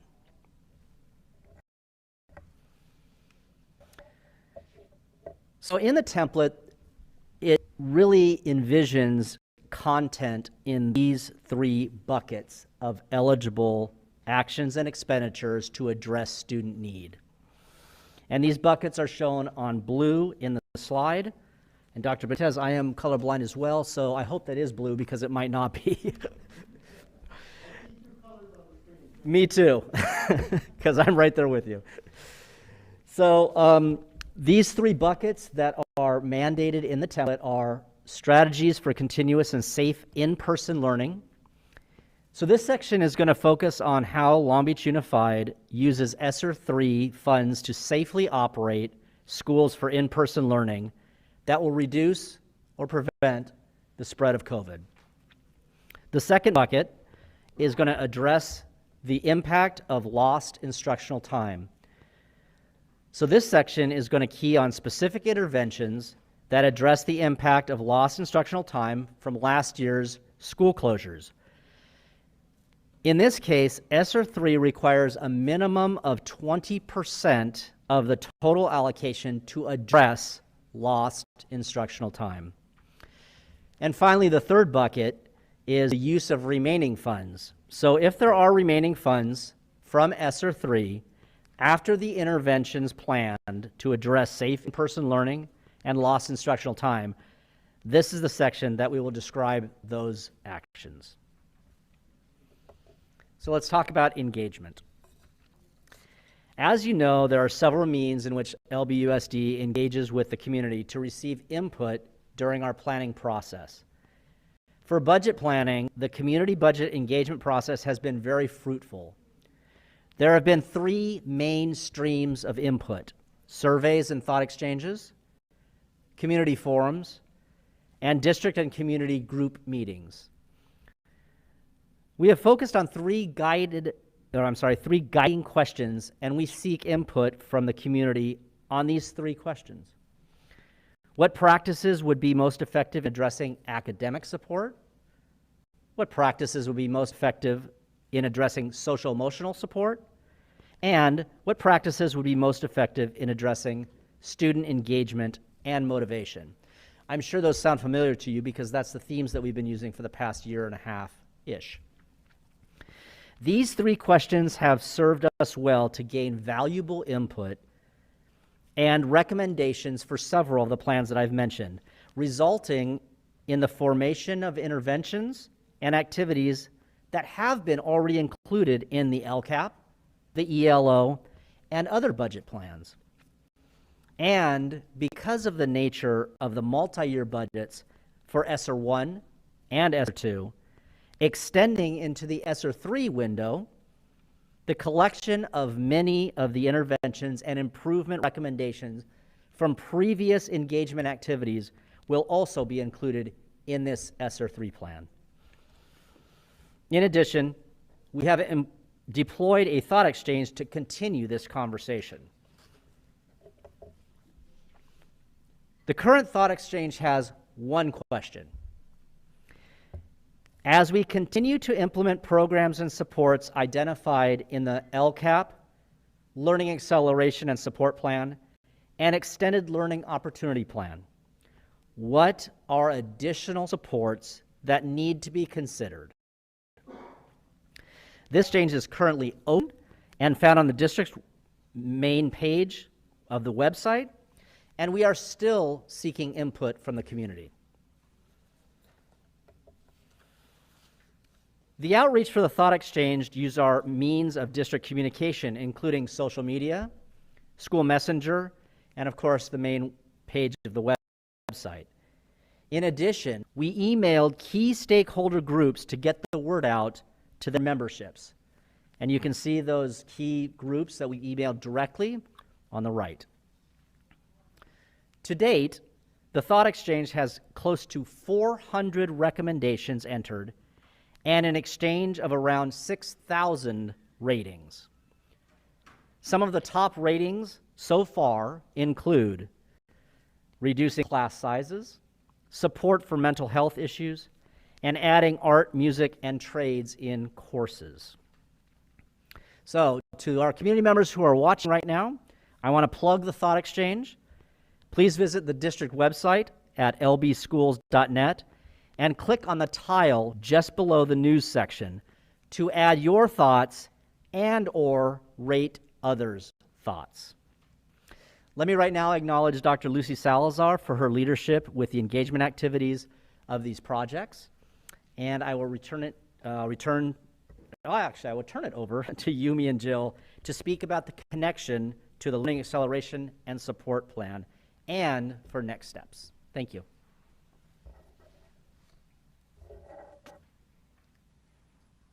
Because so much of the ESSER 3 plan is encapsulated in the Learning Acceleration Support Plan, we just wanted to remind the community of the Learning Acceleration Support Plan, which is posted on our district website. And our next steps will be to finalize the Thought Exchange, review the data, and incorporate some of that feedback into the ESSER template, if needed, and then bring that plan back to you for adoption on the 20th.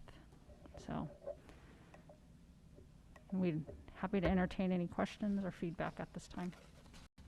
Thank you, Yumi. Thank you, James. There's a lot to unpack here, so let me give my colleagues here a time to put together some thoughts.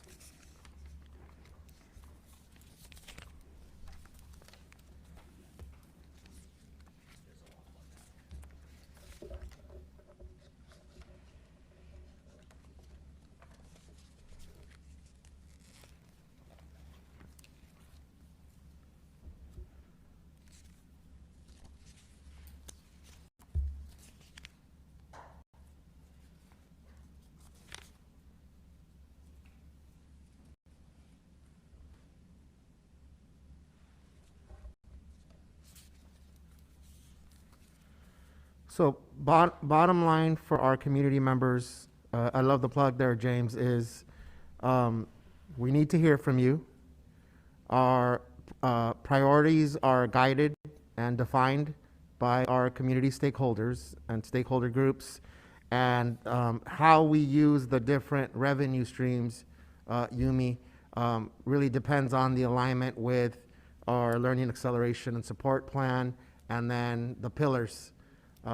Really. So we have an example that we talked about earlier in terms of our tutoring, right? And I think it's important, and I appreciate the way that the budget PowerPoint sheets explicitly state where the funding is coming from, priority aligns with.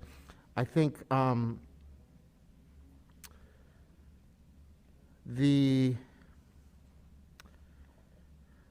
trying to unpack that in terms of, I've received the notices. I appreciate the notices. I don't remember if they've been a combination of text messages, phone calls, and email, but I think I would say this a similar thing to what I shared about our redistricting conversation.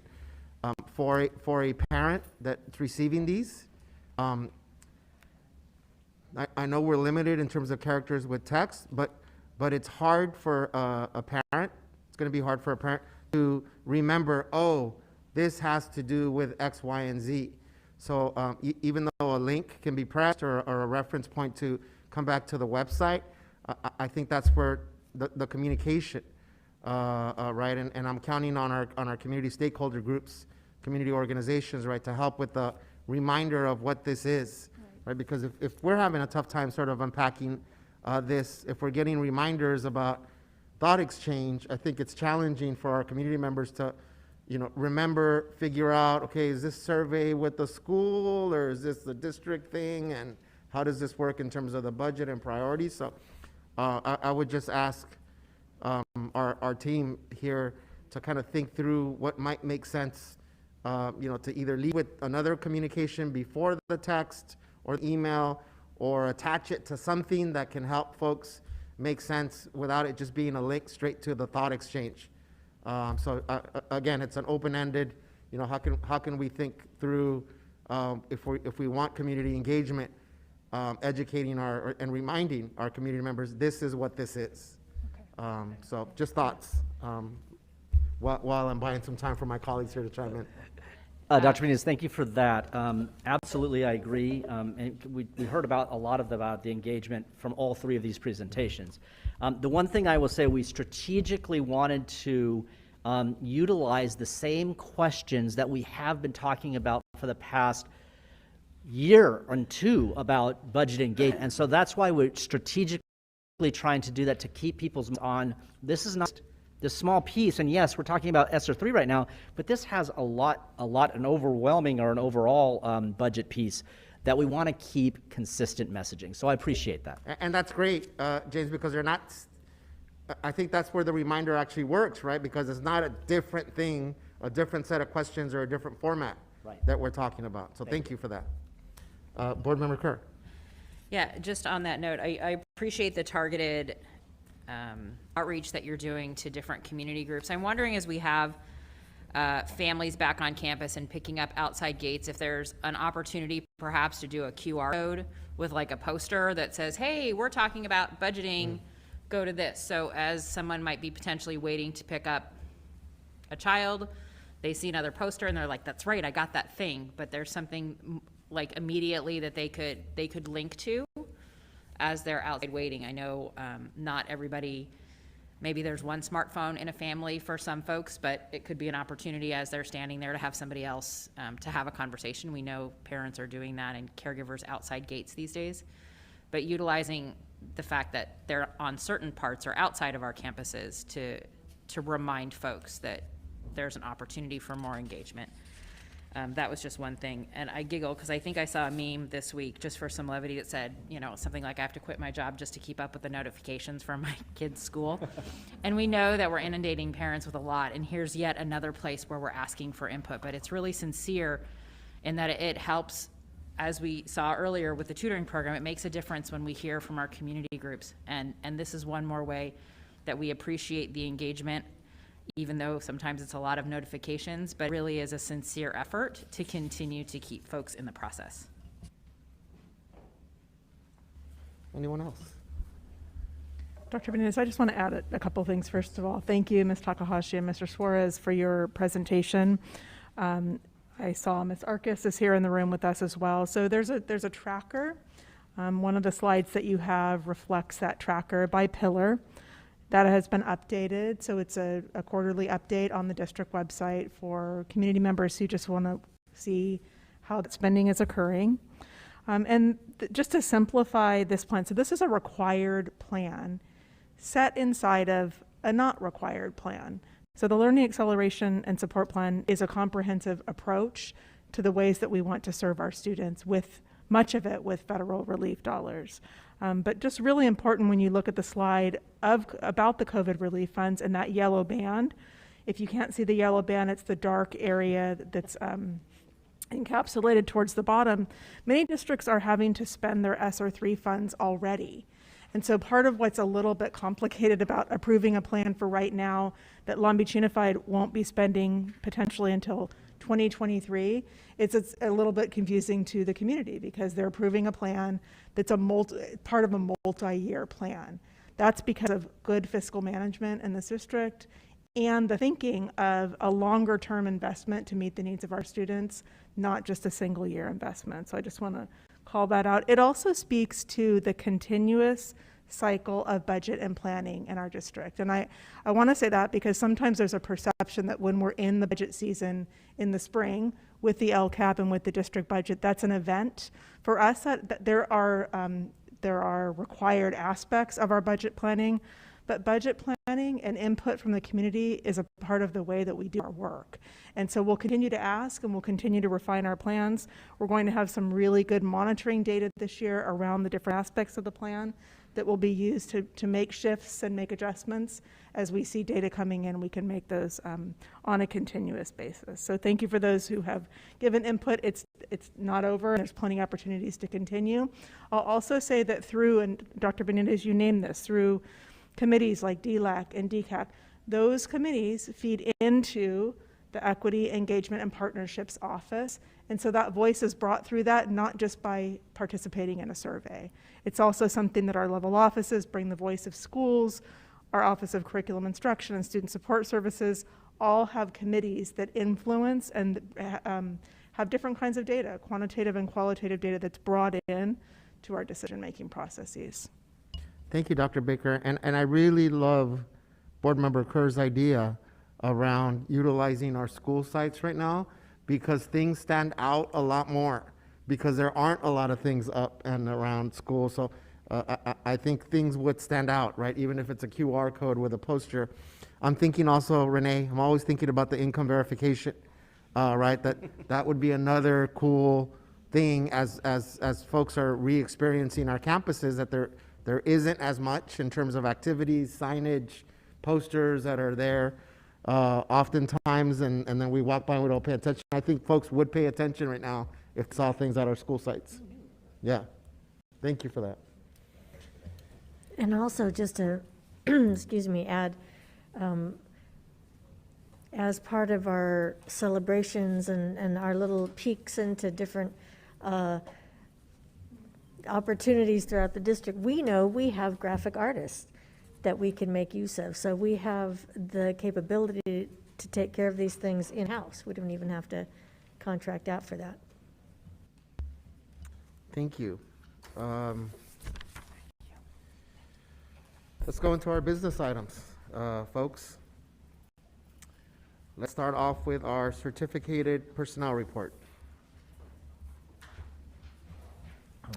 All right, so certificated personnel. I present the following proposed actions prepared by the Assistant Superintendent of Human Resource Services and approved and recommended by the Superintendent. Appointments, 49. In-service changes, 104. Leaves of absence, 4. Resignations, 2. Retirements, 2. This is for certificated personnel. Can we get a motion, please? Move approval. Second. Any discussion? Yes. It's rare that I have a discussion about this one, but one of the people on this list is someone who worked at Bixby for 34 years. I was a Beaver, so I know this person very well, and Mr. Ash. He's retiring, and I'm actually really, really good friends with his son because we met at Bixby, and coincidentally, I met him on the bike path on Sunday, and was telling me that he had officially retired. So it's kind of exciting, man. Mr. Ash was an important part of that community. I think that we often have spoken to the impact that teachers have on our students. We've spoken to the importance of creating experiences, but it's also those classified staff as well that build a relationship. And I can remember Mr. Ash opening up there's like a little holder for all the balls and stuff there. So he'd be the one that opened it up for us, and he'd participate in kickball with us. So it's kind of cool to see that he's finally retiring. So I'm happy for him.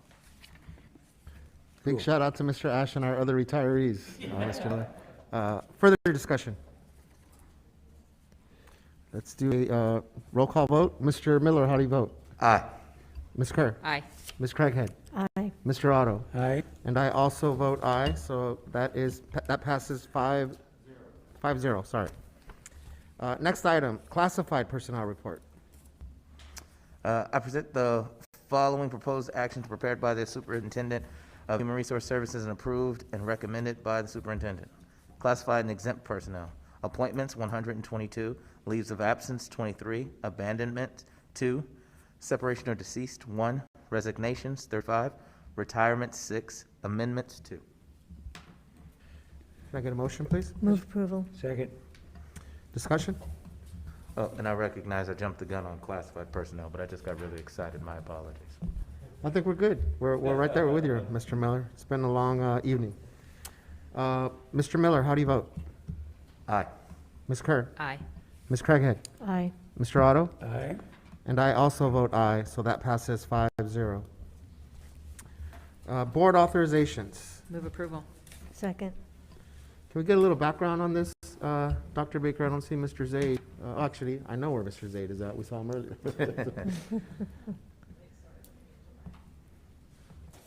So these are authorizations for teachers who teach a different subject matter but are authorized to teach in the subject matter that you see on this report.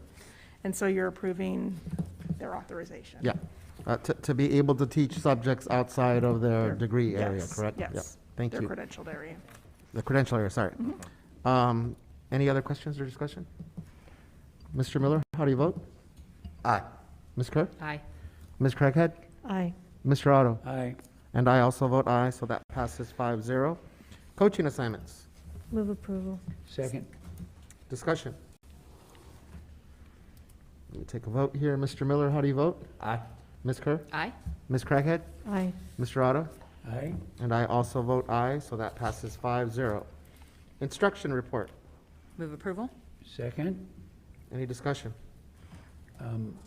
I was struck by, under this number 1, the approved supplemental English language or secondary level text, and it says, building on our existing strengths and skills and intellectual development, the recommended books fill the need for a curriculum to amplify identity, criticality, and joy. And I thought, how do you measure that? I'm not sure. Is there a happiness measure? Let's see, smile and I'll tell you, Mr. Otto. I can't, I'm wearing a mask.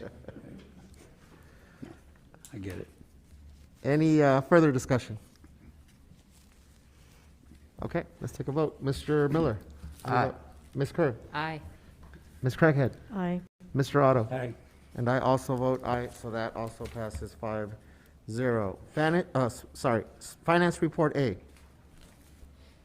Move approval. Second. Any discussion? Okay, Mr. Miller, how do you vote? Aye. Ms. Kerr? Aye. Ms. Craighead? Aye. Mr. Otto? Aye. And I also vote aye, so that passes 5-0. Finance report B. Move approval. Second. Any discussion? Yes, Dr. Benitez, I recuse myself from participation in Finance Report B on the consent calendar. I have a potential financial interest under Government Code 1091 and 87100. My husband works for a subcontractor who has done work for the payees. Thank you, Ms. Kerr. Any further discussion? Let's take a vote. Mr. Miller, how do you vote? Aye. Ms. Craighead? Aye. Mr. Otto? Aye. And I also vote aye, so that passes 4-0 with 1 abstention. Business Department report. Move approval. Second. Any discussion? Yeah, I just wanted to shout out Jordan High School for a winning project. It was an international competition, and they placed 3rd worldwide and received $10,000 for materials and supplies. They created an app to help design STEM-based solutions to mobility challenges in their community, challenges compounded by the COVID-19 pandemic. So shout out to our AIMS students who awarded funding that will help with materials and supplies for their clinical lab. And didn't I see a picture of Jordan students with these Otis gloves on? That was in the last report, I think, yes. Yeah, and I thought, what is that? I was going to ask you, what is the Otis partnership? I don't know off the top of my head, but I'll find Okay. I think you challenged Board Member Kerr, and she's up to the challenge, Mr. Otto. She will know know that before we leave, I'm sure. Any further discussion? Let me take a vote here. Mr. Miller, how do you vote? Aye. Ms. Kerr? Aye. Ms. Craighead? Aye. Mr. Otto? Aye. And I also vote aye, so that passes 5-0. Purchasing and contracts report. Move approval. Second. Discussion. Okay, let me take a vote. Mr. Miller, how do you vote? Aye. Ms. Kerr? Aye. Ms. Craighead? Aye. Mr. Otto? Aye. And I also vote aye, so that also passes 5-0. Superintendent's item, school discipline, Dr. Baker. Thank you, Mr. President and members. As representative from Student Placement Services, I'm records from schools within the district, and I'll take these one at a time. Student number 5337. This student would be expelled under Education Code 48915C and would not be eligible to reapply for readmission because the student is a senior. Move approval? Second. Any discussion? Mr. Miller, how do you vote? Aye. Ms. Kerr? Aye. Ms. Craighead? Aye. Mr. Otto? Aye. And I also vote aye, so that one passes 5-0. Thank you. The second is student number 4206. This student would be expelled under Education Code 48900.7. The student's inter-district transfer permit has been revoked for the remainder of the 2021-2022 school year. Move approval. Second. Any discussion? Mr. Miller, how do you vote? Aye. Ms. Kerr? Aye. Ms. Craighead? Aye. Mr. Otto? Aye. And I also vote aye, so that one also passes 5-0. Unfinished, anything else, Dr. Baker? No, thank you. Unfinished business, we have none. New business, resolution number 100621-A, designating general counsel as senior management of the classified service. Move approval? Second. Discussion. Dr. Baker, can you provide a little information on this Sure. item? Sure. So this position is one of 5 positions that are available for us to designate, or for you to designate, as senior staff in the district. It is your approval of this allows us to recruit for a general counsel position that would be an employee of the school district. That general counsel position would manage legal services in the district and provide general counsel to the Board of Education and to staff. Any further discussion? Yes, I would just like to know if there's a financial benefit to us making this move. So we anticipate a financial benefit. The amount of that benefit is to be determined. We currently contract with 20-plus law firms. And so the role of general counsel as an employee of the district would be to manage the interaction with all of those law firms and to provide general counsel. So it's an amount to be determined. It's also subject to what's going on at the time in terms of the district's legal standing. And so it's hard to make a discrete estimate. Any further discussion? Let's take a vote. Mr. Miller, how do you vote? Aye. Ms. Kerr? Aye. Ms. Craighead? Aye. Mr. Otto? Aye. And I also vote aye, so that item passes 5-0. Quick question on timeline regarding that, Dr. Baker. When does that, what are our plans in terms of timeline for that?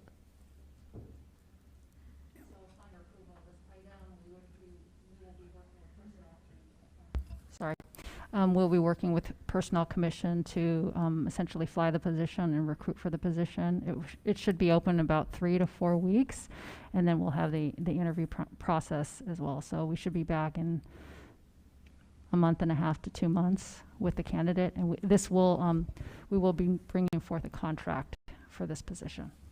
Thank you, Ms. Takahashi. Next item, resolution number 10621-B, authorizing and ratifying emergency water leak remediation work at Wilson High School. Move approval. Second. Discussion. Sounds important. It sounds like it Yeah. needs to be done, right? Yeah. Excuse me, are we authorizing the leak? No. We need a good plumber, Mr. Otto. Do you know one? Any discussion? Okay, let me take a vote here. Mr. Miller, how do you vote? Aye. Ms. Kerr? Aye. Ms. Head? Aye. Mr. Otto? Aye. And I also vote aye, so that passes 5-0. Report of board members. Let's start with Mr. Miller tonight. All right, I'll keep mine light as it's been a long night already. I got an opportunity to go to the Poly homecoming game last Friday versus Wilson, and got to be part of the coin toss, and I just really enjoyed myself. Not only was it a great environment, it was a butt kicking, to say the least, to your Bruins, Mr. Otto. And I think the highlight for me, coincidentally, was actually the choir that performed the national anthem. That Poly's choir, ran by Brian, is just knock your socks off amazing. So it was really cool. Thank you, Mr. Miller. Ms. Kerr? I'll be very brief. Otis Worldwide Corporation sponsored the event, and 14 schools across 9 countries. Appreciate the assist, Mr. Camerino, on that. I just want to thank the public for being with us tonight for all different reasons, but to bring our community here together, and I look forward to being in community with you out there somewhere soon, but thank you for being with us. Ms. Craighead? Thank you. I'm going to use my time tonight to express my condolences to the family and friends of Mona Rodriguez. My heart goes out to the Milliken community and to all of those touched by this tragedy. Thank you. Thank you, Ms. Craighead. Mr. Otto? Yeah, it's obvious that we are all thinking about, excuse me, Ms. Rodriguez and the events of the last 2 weeks. We have been through an incredible time in the last 18 months. There's been the pandemic. Kids are not in school. We're not sure what's going to happen. There's a lot of anxiety. There's a lot of fear. Businesses in town are down. We don't know what the economy is going to look like. And now this happens, this sad, tragic death of a former student, and a lot of outrage in the community. And there's a lot of people that are saying, you know, no guns on campus, no community safety officers, or, you know, get rid of all that, no weapons of any kind whatsoever. And yet, I don't know the actual numbers, but I know that in Long Beach, and I believe that in the schools, crime has gone up in the last year, that we need to have a way to keep our kids safe, and that very well may include the kinds of things we've been doing in the past with our safety officers. We made a decision, or a decision was, I think, before I got here, that we would no longer have guns on campus, that the school safety officers would have weapons, but they wouldn't go on campus with the guns. And I think there was very little publicity given that for obvious reasons. But these are tough questions. These are questions that make our values with celebrating, cherishing our students, and keeping our students safe, whether it is in a pandemic or whether it's from fighting at school or other things difficult. So I think what we saw tonight was relatively one-sided, that this is something that we're going to have to think about very carefully with data and good thinking about what the way to keep our kids safe is, and at the same time listen to our community, which we began to do tonight. I don't think this is the end of it. So that we can come together to figure out what the best way to do the safety thing is for our students. And I'm looking forward to being engaged that way, to be able to talk to people in the community, to talk to one another up here, to talk to our senior staff about what are the reasons what are the things that we have to do to keep this being the great district that it is. And this is a particularly difficult one, and there will be other ones. But we've got a great tradition here of working together. I was, just looking at the items of business today were just extraordinary in terms of the things that we accomplish. But this is obviously job one. We talk about it all the time. How to keep kids safe, how to make them successful. And I just wanted to remind everybody that safety is not just about masks and vaccinations. It's about all kinds of things, and it's still our that's it. Thank you, Mr. Otto. And I too want to express my appreciation to everyone that came out to our board meeting today, everyone that provided public comments for us. Our positions here, our roles here are really based on this foundational piece of civic engagement, of public participation at our meetings. So we need to keep hearing from community members. As I expressed earlier today, our decisions are guided by our community. So just want to keep reminding folks to stay engaged, stay vigilant, and keep participating so that we can have a better district for everyone. I also want to reiterate my condolences to the Rodriguez family, to their loved ones, their friends, on behalf of our entire board and our entire district. Our hearts go out to the family and loved ones. And we also feel a lot of sadness for this terrible tragedy last week. This is a time for our district to uphold our longstanding value around how our employees should, how our employees' interactions with any community member, any student, any family member should be defined. And it should be defined by, very clearly, mutual respect, support, and caring for one another. So this is a time for us to step up as a district. I know that our board is committed to that. I know that our entire team is committed to that. We will engage in critical discussions, formal spaces.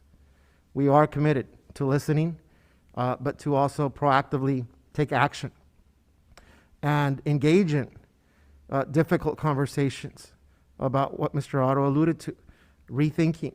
Yes, there's a review process here, what we're doing, what can we do better, but it's also about reimagining, re-envisioning, rethinking, and redefining what we mean by school safety and what that looks like and what that entails. And so it is important for our community members to stay engaged.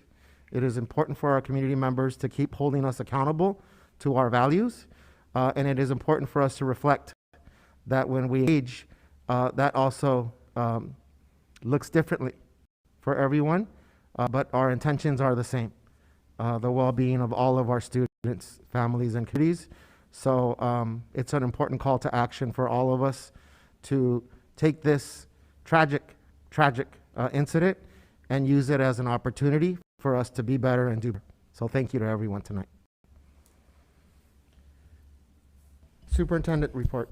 Dr. Benitez, on that note, I'd like to just hand back to you without a report. I had an opportunity to speak with the media before the board meeting to share our decision, your decision, on behalf of the board and myself and the organization. And so I don't have an additional report. I want to hand back the time to you to close on behalf of our entire team and the Board of Education. Thank you. I'm going to ask our board members to forgo announcements tonight, and that we adjourn out of respect to Mona Rodriguez and her family and loved ones.